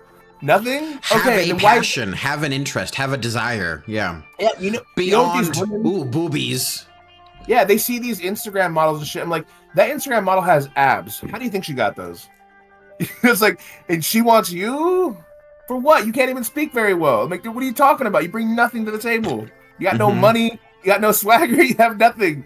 And this woman is in fantastic shape. And obviously, you know, it's like, what do you think? Oh, she doesn't want me. She only wants guys with, like, yeah, she wants a guy with abs too. What do you want? Like, I also want a guy with abs. What's the problem? I'm not gonna work out for the abs, but I got a couple weights. I'll move a little bit of muscle around, but I mean, come on. You gotta be willing. Also, those guys want 10 out of 10s that do everything: housework, sex. They want the supermodel who is the super housekeeper, but all they want to do is just play video games and then eat the food and say, "Yum, that was good." If that. Like today, I had Josh come pick me up so I could go pick up some more tape for my bandages because I ran out. While we were out, I was like, oh, let's go over to the market. I just picked up a bouquet of flowers for Katie so that when she gets home that she'll have some nice flowers because she's been taking care of me, you know, as a thank you, as an I love you. The amount of men that don't do that or wouldn't even think about doing that to take care of somebody else, to imagine the needs, wants, or desires of their partner, that the fucking bar is on the ground and someone kept digging deeper. It's not that hard to be a good man. It absolutely is not. And I think, again, this is just, it's this inability to just be nice to people in general. Like you can't just like what did they say? There's this term going around right now. It's like you don't respect women if you're not nice to women you're not attracted to. Yeah. And it's like it's very true. Like, why can't you be nice to everybody? Like it's the dudes that think they can't be friends with women unless they're fucking them and shit like that. It's like I have lots of female friends. It's like that's insanity. You're missing out on people that Some are cool. of my best friends are female. Some of the coolest people I've played D&D with have been female, have been women, have been girls, have been ladies, like or non-binary or anything in between. Yeah. These guys are unwilling to sacrifice. Like you were saying, getting flowers for Katie. It shows her you love her. But it's also not just that for your friends and stuff. That's why I like to give out gifts, is let people know, hey, I'm still thinking about you, but we don't get to talk all the time. And guys like that, you're right, they're unwilling to like think past themselves, and they're like, well, it's obviously not my fault. It's like, yeah, it is. You suck. You're suck as a human being. You're probably not a good friend I don't believe either. it. Yeah. You'd be a terrible boyfriend and a terrible friend, honestly. Yeah. No, I see what you're saying, and I agree. It's rough out there for a lot of people. Yeah, it is interesting. And unfortunately, we have one of those guys. We have actually many of those guys in the highest office now. We have many of those thought processes and ideologies, like the Georgia woman who's being kept alive just to incubate a baby. Like that wouldn't happen without the ideology of women aren't people. I hate that so much. That's happening currently? Yeah. Oh, and guess what? The family has to pay for their medical bills. It's not even free. They want her to take off life support, and the state says no, and you have to pay for it. So she's just an incubator for them. She's fully brain dead. There is no sign, no signal, no nothing. The baby is growing in the stomach for what I know, but the hormone management that happens, a lot of it's done in the pons and in your brain, but none of that is active. So the hormone development is probably fucked anyways. The child's most likely not going to be viable, and it's going to have to be carried the full 9 months and then probably delivered by C-section because there's no system to force a birth. And then probably it's going to get born, maybe heavily developmentally disabled. And then what? And then it goes to the state. And then if it was a stillborn this whole time, was this just an atrocity for no reason? Awful. Now, is this a learning experience? Is this a scientific endeavor? Yes. What the fuck, man? Sure, I agree. Is this a scientific endeavor that should be inflicted on someone who is not willing? No, never. And yet it is. How cruel. Yeah. You know what just bothers me about this is the perfect example of like how shitty this like, because this comes from Christianity, right? These Christians here. I saw a video the other day that is burned into my brain now. It was in Gaza. A building was on fire and it got bombed. A child was running through it with fire all around them, sprinting. 5-year-old, you know, you're like, what the fuck, man? He's like, that baby didn't do nothing to nobody. No. And they say collateral damage. It's like, you're bombing hospitals, man. What are they doing to you? But that's where the rebels are. No, those are where people are. Yeah. Those are where people whose homes, lives, and livelihood are being destroyed. There are companies that did. You know who Miss Rachel is? Rachel Ray? No, Miss Rachel. She's a very, very big. I just recently learned about her. She's very big. She's actually in her own TV show and stuff. She's like a think of like a show like Mr. Rogers, like Barney, where she helps with children. Yeah, she's gotten very, very huge on social media, and like children all over the world know her. Like she does like songs and stuff. And she put out a statement about children in God. She's like, I love all children. She's like, I think this is horrible what's happening, to the children over there. And there are like religious groups and companies and people that fucking were talking just hating on her. She had a child from Gaza come over. She's a double amputee. A little girl, obviously scared out of her life, and she's singing songs with her. And the little girl knows who she is. She saw her on social media. And so she's dancing with her and shit. And people are like, she's a fucking traitor and all this shit. It's like, what horrible people you are. This little girl, she's the terrorist. Well, it's once again, if you're able to not see women as people, you're able to not see people as people. and that's what it is. I mean, with Israel, it's a religion. This is a religious war. This is for land, for Holy Land. This is ordained by God. There's not going to be a logical way to stop this. So either Israel has to win or Israel has to stop existing, and both are terrible. What's the outcome that you would rather see? Either Palestine gets fully destroyed or Israel gets fully destroyed, because that's how this has to end. People won't stop. I don't think that's true. I do. The Middle East has been at war since the Middle East has been. Like, and then this is a Western state, Israel's a Western state, who's been implemented into a holy land of 3 major religions, controlling a major water source, the West Bank, the Gaza Bank, and they have a not only religious but ethnic difference for these people. And they're in a hardcore religious ideology. It's them versus them. The problem is, though, is that this is also Western meddling. Yeah, for sure. So, I mean, saying that, hey, the Middle East has been at war, and so there's no option other than complete genocide of one side. I don't agree with genocide. I just don't think it will stop until that happens. No, but even having the idea, like I said, that's why I disagree. Is you don't think it'll stop? I think it could, with outside Western meddling. I mean, right now, like I said, I mean, Israel is a state that they just took land from people and said, hey, here you go. This probably won't fuck up things for generations. And hey, it did. I truly believe that they should have gone with Project Madagascar instead of Project Israel. They should have just made Israel Madagascar, because that was floated at the exact same time as making Gaza and all that stuff. That way, it was an mostly unpopulated island. They could have just given a religious ethno state over there at Madagascar, and it would have been probably super traumatizing and bad for everybody anyways. But at least it'd be a contained area, and not what Israel is doing is continual expansion. It takes all of Palestine, and then it will probably continue to march inward and outward, because that's what religious states do. And so, I don't know. I think, like, it's the same thing with Africa, right?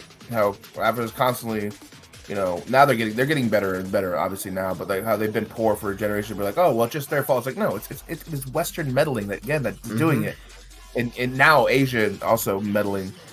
But like, I mean, it's like the socialist countries. Like, what was it, Venezuela? How they were doing well, and then the Western government said, we don't want you doing too well. They fuck with them. They fuck with their economy, and so I don't think we'll ever know how much people are fucking with these areas, and how much they're like, yeah, those guys are your enemies. Come on, guys, right? We still we get the oil from you, right? So fuck it. That's what it is too. It's resource management. It is. It would not be good for the American empire and the Western empire in general for those people to not be at war. And so, I mean, I don't agree that there needs to be one side needs to kill the other side. I mean, I think this could end in a good way. Right now, I don't know how it could, though, at this point. I can't imagine the children of the Palestinians ever forgiving the Jews of Israel. No, it's Muslim versus Jew. It's Islamic versus Hebrew. It's religion, it's culture, it's ethnic. It's clear us versus them sides. And if I was a Palestinian child, I would hate the Jews. And if I was a Jewish Israel child, I would hate the Palestinians, because that's what the worldview is. That's how they see the conflict. But that is the thing, though, is like this is generational, right? So the Israel people, they see when they, a lot of these guys, when they're taking these homes of these Palestinians and things like that, or when they're killing them, like a lot of you, like they're doing interviews with like, your average whatever Israel citizen, and they're like, yeah, we deserve the homes. It's not even that they so much as hate them, as see them as like, yeah, they're not even, they're below us. And that's what I mean. That's teaching. What I'm saying, though, is you can also teach the other way. If their leadership was willing to say, hey, look, this has to stop, and start teaching, like, leading with instead of hatred, leading with love and saying, look, we can end this thing. that is something that can happen. I mean, because that's happened. Like all of Europe used to always be at war too. If you go back, a couple hundred years, you'd say, man, Europe's never going to be at peace because they're always at war. And now they have the European Union, so it can happen. That's fair. It's just I think we're in a very Western centric, world. So we're like, oh well, these guys are civilized guys. Obviously, they can do it. I know you don't think that. I think genocide of any type is uncivilized and bad. Yeah. I do feel I do fully say that the genociding that is happening, which is what it is. It's ethnic cleansing, it's bulldozing, it's reducing a culture to ashes, basically. Bad. I know you don't think they're like uncivilized. I know you're not that kind of person. But I'm saying a lot of people do think that though. It's like, well, it's the Middle East. They're always going to be at war. It's like, go back a while in history and see what other parts, like when the Egyptians and the Northern Africans were taking parts of Europe. That was in their fucking history books. Like, man, these guys are savages over here. Yep. Like they're uneducated monsters. And it's like, yeah, just it depends on what time in history you're in. So I don't know. Unfortunately, we're in the here and now, and that's what's happening. It's a lot of bad. I would prefer a world of peace. If you can't have a world of peace, I'd rather my country be the one in charge of everything. Isn't that a wild way to look at the world? Yep. True. Also, it always comes back to, if we could tax the rich, we could help solve world problems. We could be the police force of the world again, which we still are. We're just like the worst mob boss a lot of the time, where we come in, break things, and then we like give you money and then expect protection money from you for decades afterwards to make sure, oh, this tragedy never happens again. It's always greed, man. We can't think past. Yeah, war will always be a part of humanity. It's what we are. It's tribal. It is. I agree. War will always be part of humanity. But I mean, what's that saying that a good man plant a tree he'll never get to sit in the shade of? Oh yeah. I know what you're talking about. Yeah, we're never gonna we don't want to plant the trees. Everybody wants. That's for these companies. That's what they do. The fucking when they invest these companies, just strip them for parts. Like, yeah, I want my money now. I know we could do good things and build this company. Which is the exact form of the tragedy of the commons. That's the exact parable for why the tragedy of the commons happens. If you have an open field that's open to everybody and they want to graze their cattle, then people will try to graze as much of their cattle on the commons as they can so that other people won't be able to do it, and it just ruins the commons. It's the exact same process with those companies, with the ones who get bought, gutted, refinanced, and then destroyed and bankrupt. Because they come in, fire sale everything, get all the rewards and benefits to the top few, and then anybody else who was working there just goes, meh, guess you should have been in charge. Goodbye, deuces. Yeah. It's just, it's so frustrating. It's, a little bit of greed I think is okay, but this unending greed is just wild. It's so, especially knowing what it's doing to people, hurting people, killing people. People can still, small business owners I think are the best example of like capitalism, right? Because a lot of small business owners, I would say most, they recognize, they're like, I don't want to be like these big evil companies.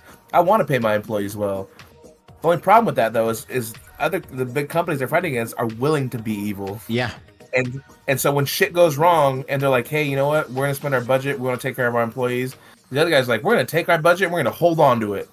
So, and then when shit does go wrong, J.R.R. Tolkien, right? The guy who wrote The Hobbit and Lord of the Rings and all that stuff. The biggest, the truest difference he had between good and evil is that good works together and evil won't. Evil will fight itself and good. Unfortunately, in the real world, good and evil don't always work with each other, and evil most often will work with evil just to say fuck you to good. And they're way more effective. They're way more effective than the fantasy evils.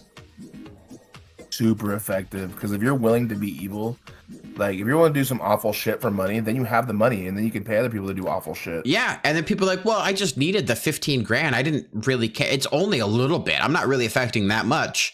But when you have $500 million to give 15 grand to a whole bunch of people, you can cause a whole bunch of fucking problems. Yep. you do something, it's not that evil, and you get money for it. They're like, yeah, I didn't do anything that bad. You ever seen the movie I just lobbied it against clean energy for my tiny town. So what? There's this cool show about vampires that kind of happens that exact same way. They're vampires, but it's like it more spreads like a disease. Oh, and okay. It's really good. I can't remember. I think it's what's it called? I can't remember what it's called, but Strain. The Strain. Yes. Have you seen it? I've seen the first season of it. I didn't like it too much, but it was interesting. I actually really enjoy that, but like that's how it happens, right? There's like 6 dudes that get paid off or threatened or will get things, and they all fucking do something slightly bad, and before you know it, the world's getting infected. Yep. What the fuck, guys? Come on! One of you just had to say no, but all of you didn't. One of them, and they're like, "Whoa, 20 grand's 20 grand." Also, think about yourself right now. If someone looked at you and went, "Hey, I know you're working on a government job right now. If I was able to get you a brand new car in a nice location, a nice house, if I was able to get you a house, would you be willing to kind of shove this bill forward or shove this initiative forward in your next meeting?" Like, it's nothing big, right? Once it's proven to you and you're like, well, one thing wouldn't be that big of a deal. Right. It's like, if you just give this contract to Knife River for the bridge and kind of talk them up much more than your other competitors, and if they get it, you get a $2 million house, no problem. Oh, yeah. And it wouldn't even have to be that big of a bribe, I'm sure. No, wouldn't. They'd give me much less. But that's the problem, though, is that we're all like I Am Legend. Strain. Sorry, I built the connection. Like the yeah. Go ahead, carry on. Yeah. Oh no, I think we're all so poor as Americans now that it wouldn't take much, and I think everybody could rationalize it. Be like, hey, I do need that money right now. That'd be awesome. And at what point does standing on your morals versus cash override into stupidity, right? Because there are people who are, very moral, very understanding, but if somebody was like, here's $1 million, let's have sex, even though you're married, and you got to look at yourself and be like, well, I know marriage is sanctified, but $1 million is $1 million, and that could change my life and my kid's life. Yeah. Forever. Oh, yeah. Why wouldn't you compromise your moral a little bit? If I was married and someone made the offer to my wife, I'd be like, you know what? Maybe you should. You'd be like, do it, please. Yeah. Give it your best college try, You're like, baby, you're worth $2 million. Ask for a raise. No. No. You know what? And you know what? You need anything? Do you want me to, he's earned a good show. It's a lot of money. See, that's the fucked part. That's the morally fucked part. That's the corruption. That's the evil. That's the demoralization of the individual for the whole. That's what money does. Yeah, it's bad. It's different though. I think for what your limit is, right? So, something like that, like sex to me, I think it's different for person to person, right? Right. Because sex to me is not a big deal, right? You know what I mean? I'm not if I had a girlfriend, they're like, oh man, she used to be, she went through her hoe phase, she fucking slept with a bunch of them. Like, yeah, it means nothing to me. She's still, I love her who they are. But then if they were like, oh hey, I'm gonna give you $1 million, but you're gonna help facilitate the trafficking of this person, or a little kid's gonna get hurt. I'm like, no, you can give me. I don't give a fuck. There's not a number. You can't give me $1 billion, $1 trillion. I'm gonna say no. That's reasonable. They also normally don't state it like that. Yeah. They also normally they state giving the police $2 million by cutting the police's benefit by $2 million more, and they try to confuse the ideology and what's happening and the understanding of the individual. Yeah, no, that is true. Depending on how they do it, but I guess again it means on what they're asking of you and if you can rationalize it. Because again, yeah, if they're lying to you, then at what point do you become the victim? If they're like, hey, just do this thing, and you're like, okay, even if it's not wrong, right? If it is, at what level does it affect people? And when in the action do you realize that something is wrong versus when in the action do you realize that you can't do it anymore? Because there are people who go about their jobs for a year and then they kind of look around and go, oh, I'm seeing the effects of what my job has on people, it's actually a bad thing. When do you go, well, I'm already comfortable in this, how do I stop it? Do I stop it? You see that recent questioning of that congressman who's like, I didn't read it. He didn't read his the bill he was voting on. He didn't read. I believe it. I believe it 100%. I didn't read that portion of it. It's like, so what did you vote on? Just somebody else told you to vote this way? Exactly. You voted on what vibes? What was it? It sounded like a good bill. Why not? It said Build Back Better. Yeah. Yeah. All the other Republicans are jumping off the bridge. Of course, this bill is so big and so beautiful. It must be good for people. Yeah, and so they're, his constituents are asking him. He's like, well, I don't know. And it's that hypocrisy of people that they don't even think about. I mean, it's the same thing with the Texas people. He'll probably get reelected. Probably. Well, I don't know. People are getting mad now. Good. Like there are like people in like deep red Republican states or like counties and things like that are like coming after their town halls pissed because it's happening to them. They don't mind if you hurt the minorities, but don't fuck with us. Well, because like in Texas, how they they're putting 10 Commandments on the walls now in teachers' places. Did that pass or was that blocked? I don't know. I know it was up. I remember them seeing. I know they've been fighting for it for a while. I think I want to say it got passed, but I don't want to say 100%. But when they were talking to the main woman pushing the bill forward, he goes, do we follow all the commandments? And she's like, oh yeah, do we follow the Bible? He's like, do we work on the Sabbath? And she's like, that's the day they're working. He's like, it's kind of ironic, isn't it? He's like, yeah, that's one word for it, It's like, or hypocritical, whatever. It's like you want to put religion back in school. You want to put the 10 Commandments up, and you're literally working on stuff. All it is rules for thee and not for me. It's a way to control and isolate people. Yeah, it is just. And America's anti-church and state. And if you have church in schools are state run, you can't have that. It's a paramount. It's a pillar. It's a paragon of our system. Yeah, they're just straight fools, man. And one thing that I always love about those religious arguments is that they always say, government should not be able to tell religion what to do, but religion should be able to tell government what to do. And that's what they have as the issues. They want their law to be the supreme law. They want their law to be the law of the land, not that the law of the land is the law over them. Yeah, they're hypocrites. I mean, and that's what, because that was another argument the guy brought up. He's like, well, what about, someone that's a Hindu or atheist or whatever and seeing that? And they're like, well, we just think it should be because that's part of America. And they're like, well, how can they put up, their own, for all the thousands of religions around the world? And they're like, well, no, because this is a Christian nation. It's like, it's not a Christian nation. It's not. It's not. They're actually explicitly formed to be, you can worship anything you want to worship. Yeah, and I'm not Christian. I hate that. And guess what? Rome fell when they said you can't do that anymore. Rome fell when they said you can't have your own laws. You can only have our God. Yep. Rome was peak when they had everything because everybody's allowed. Do whatever you want, but you're a Roman now. Yep. You're one of us. No, I'm not opposed to expansionist. I'm not opposed to conquering or being a colonizer. I know it's a fucking horrible world. It's bad in its essence. But the expanse of a nation isn't necessarily bad. It's how that nation treats those it expands into and over that is the biggest problem.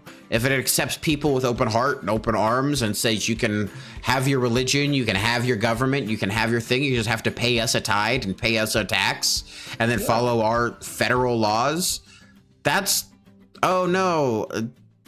not crazy in my mind. It's just the overriding, it's the overruling, it's the destruction of the individual and of the culture that's bad. That makes colonization bad and decrepit and horrible and evil.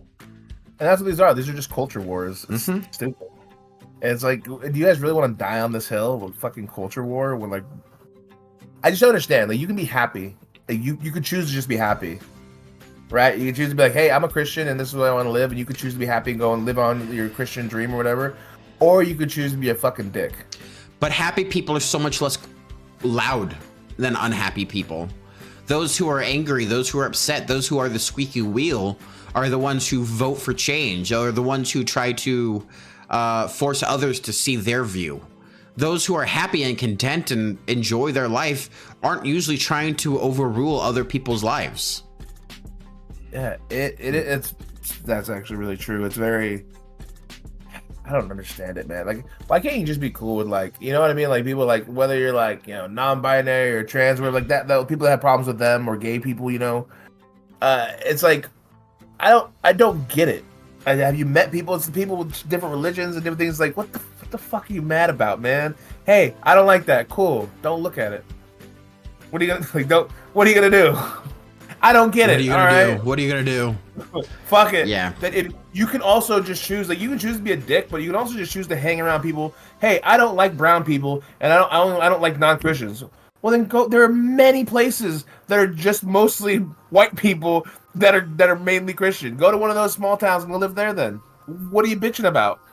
No one's stopping you. You got the option. Hey, you're allowed to move to a place that makes you more comfortable. It's called a safe space. Yes, the Christians love safe spaces, but they hate that other people have them. Yeah. Go to your safe space, you snowflake. It's like, yeah, we all like safe spaces. I don't want to hang around a bunch of people that are dicks to me. What? Weird. Yeah. Makes sense. Do you know what a safe space is? Well, rude. Yeah. Wild stuff. Once again, maybe AI will solve this. Maybe the theocracy of AI will be able to convince people that people are people. Maybe we'll have something to unite against. Ooh, a great evil. That'd be nice. Maybe. That's, I think, our only hope at this point. I don't think good can unite us. Only our hatred, our mass hatred of something else. If we found an alien species, whether they're attacking us or we're attacking them, we could unite in our hatred. We could take what's theirs. Now it's ours. Yeah, if we had another worldwide expansion, if we could start terraforming Mars and be like, we're the humanity who's gonna breach the stars, and we could all rally around one thing, that'd give us a good 100 years, maybe 200 years of united force and peace. Probably until we fracture again and repeat the cycle 1,000 times over. But so be it. I think it's a scary part of humanity, if you think about it. If we found aliens, whether aliens were attacking us or they were just peaceful, we would eradicate them, given the opportunity. Or enslave. If they're a good workforce, we'll probably try to figure out how to integrate them into a slave force. Oh yeah, and they would always be second-class citizens. Oh yeah, because they look different. Whatever's more beneficial for us. And that's a shitty thing to say about humans, but that's exactly what we would do.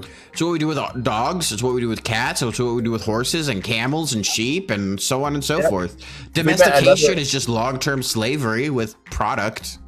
Yeah, it's true. If we met another intelligent life, we'd be like, you know what? Fuck you. Fuck you. You're gonna die. We're gonna take. Well, you got some nice stuff over there. That's ours now. I'm like, what? We came in peace. We didn't. Ha, gotcha. No, imagine if we meet somebody, another race that's equally as intelligent as us, and that's all it would take. Because if they're vastly more intelligent than us, we probably can't win that type of war. And we would try to figure out a way to either worship them so that they take care of us, or figure out a way so that they have to find guardianship over us. We would try to weasel a situation. But if they were of similar intelligence to us, we would just fight. That's humans. That's like our first step every time. It's like, you know what? I got a rock. Can I punch? Give me a good stick. Let me see what happens when I poke it. How many bullets do we have, guys? Shoot these fucking people. See what happens. That's the other thing. We would have to try. We'd just have to see how many it would take to take one down. 100%. 100%. We're real good at death. We'd fucking figure out. We'd want to know what it would take. Oh, just for safety measures. Yeah. What does it take to commit an atrocity against these people? Let's find that. Yes. Whoa, boy. We'll show you. Yeah, humans are. We're fun little guys. We are. That's one way. We're fun little guys. I think. But I mean, legitimately, I think that's the only thing that could unite is a united hatred of something. Like, united love doesn't work. I think if Jesus himself came back and was real, or any of the fucking whatever religious leadership, the Republicans would call him an illegal immigrant and try to deport him. Oh yeah, they'd hate him. They hate his guts. They hate his teachings. I mean, it doesn't. I think most religious leaders would feel the same. People come back and they'd be like, "Nah, you're not. Fuck you. You know what? Like the dude that like there's a bunch of Republican like Catholic people that fucking were talking shit about the popes. They're like that's your guy. It's like that's your man. That's the one I don't who know what like to tell speaks you. directly to God. That's the voice. That's your speaker. That's who you're supposed to rally behind. And he's like, we should protect gay people, and the workers of the world should unite and be unified. And people are like, nah, fuck them. Yeah, and I just also love that we have a Chicago Pope. That's just fun. Dude, I know. A Chicago Pope. Sounds like Whatever. a joke. It's great. I know. He's probably going to be around for like at least 10 to 20 years. It's true. When did the last Pope get in? Like 10 years ago? Yeah, the last Pope came in at 73 and he died at 80, 82, 84, something like that. This new Pope is 69 and he looks healthy. He looks very good. Okay. So he'll probably last at least another 20 years. Yeah. Till he's at least 90, maybe longer. Yeah, it'll probably be in more like the 50s by the time this Pope's gone. 110-year-old Pope. That would be nuts. To be in your fucking 70s and have the same Chicago Pope. Yeah. Yeah, wouldn't that be wild? Yeah, Pope Leo. Pope Leo, let's go, baby. Pope Leo. That's insane. I don't know. I hope that helps somehow. I don't fucking know, man. I'm still thinking about just fucking dipping out on the U.S. and just going somewhere else. Like, you know what? Sure, go for it. I mean, go wherever you desire, wherever you would feel safe. But if you're not in America, then you're out of America in case something bad happens. That's very true. That is actually one of my concerns, that there is a war will break out and I'll be in like the fucking Philippines. I'm like, God damn it. Isn't that the biggest, craziest catch-22? Ah, man, America, it's taking away my rights and like my desire to be a free U.S. citizen. What if I go somewhere else and something really bad happens? I'm not in America, so shit. Yeah. Say what you want about America, but we got guns. Yeah, we can fight, we can defend, we're really good at it. Yeah. We've never, yeah, America's probably not falling in a shred of fighting. We only lose when Congress won't let us win. That happens in Vietnam, Korea, Afghanistan, Iraq, everywhere. Because we're able to destroy any foreign power. The problem is we don't also then go, okay, now let's build schools, hospitals, places of worship, and then control the hearts, minds, and souls of the community that grows up from there. It's not that hard to empire build. You just have to be consistent with it. And they don't want to be consistent with it. Yeah. Terrifying. Terrifying how easy it sounds. It is really easy. Because think about it. If you're in a war-torn nation, somebody comes in, probably did the war touring, and they say, I'm so sorry. We are here to help you. We have a school, we have housing, we have medical for you, and we have a religious service that's based in your religion by one of our army chaplains. And they're here to talk to you and communicate with you with whatever you need. Anything you need help with, we're here. We're for you. And then you just do that for 10 to 20 years. Make sure that the children are well taken care of the whole time and that they're integrated into whatever system you're trying to integrate them into. And then bada boom, bada bang, you've got a new fucking ethno state. It's easy. You could be a world leader. Jesus Christ. Horrifying. It's not hard. They do it all the time. They just don't do it well. It's so annoying. You can see the patterns when they do it and they just fucking fuck it up. They don't want to finish the experiment. They don't want to finish the empire building. God damn. I know I say it all the time, but I just want to go to like fantasy world. I'm just going to like read books and shit. Do it. I'm just going to ignore the real world. And you know what? I'm going to start going to I'm going to go to more events and shit. I'm going to be at more cons and things like that. And I am very excited about the Ren Fair. I am very excited about the Ren Fair. That's gonna be cool. Because I told you I got the 3 spaces. Yeah. Worst case scenario, if we don't get enough people, like, or not a lot of people come. Apparently, what's a cool thing to do? A lot of people actually do is buy like 1 or 2 extra spaces and set them up as like a cool place for people to like relax. Like, they'll set up like big canopies and shit. So other campers and shit near nice. you know what I mean? Yeah. Or set up like a water station for people. Like, hey, come get a drink. It's a good way to talk to people and So right now I still have people confirmed-ish, but so worst case scenario, I'll have an extra site to just I already You bought set my up- tickets. I bought me and my Katie the camper tickets. So Nice. we're locked up and ready. I got that switched over to the right tickets. So we're solid. Cool. Nice. I have a couple other people, like I said, getting there that are like, or that are more like leaning towards yes. I don't have them completely. If they haven't bought tickets yet, that's dangerous. Yeah, for the camper stuff. You think that's gonna sell out real quick? I don't know. That's true. I don't know, man. I know. That is Maybe, true. maybe not.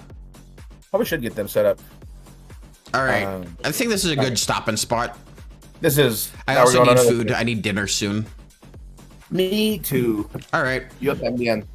Bye, Tony. All right. Later, Any last Joanna. thoughts, or are we good? No. I don't Tax have the thoughts. rich. Tax the rich, please, for the love of God. He'll save us Goodbye. all. All right.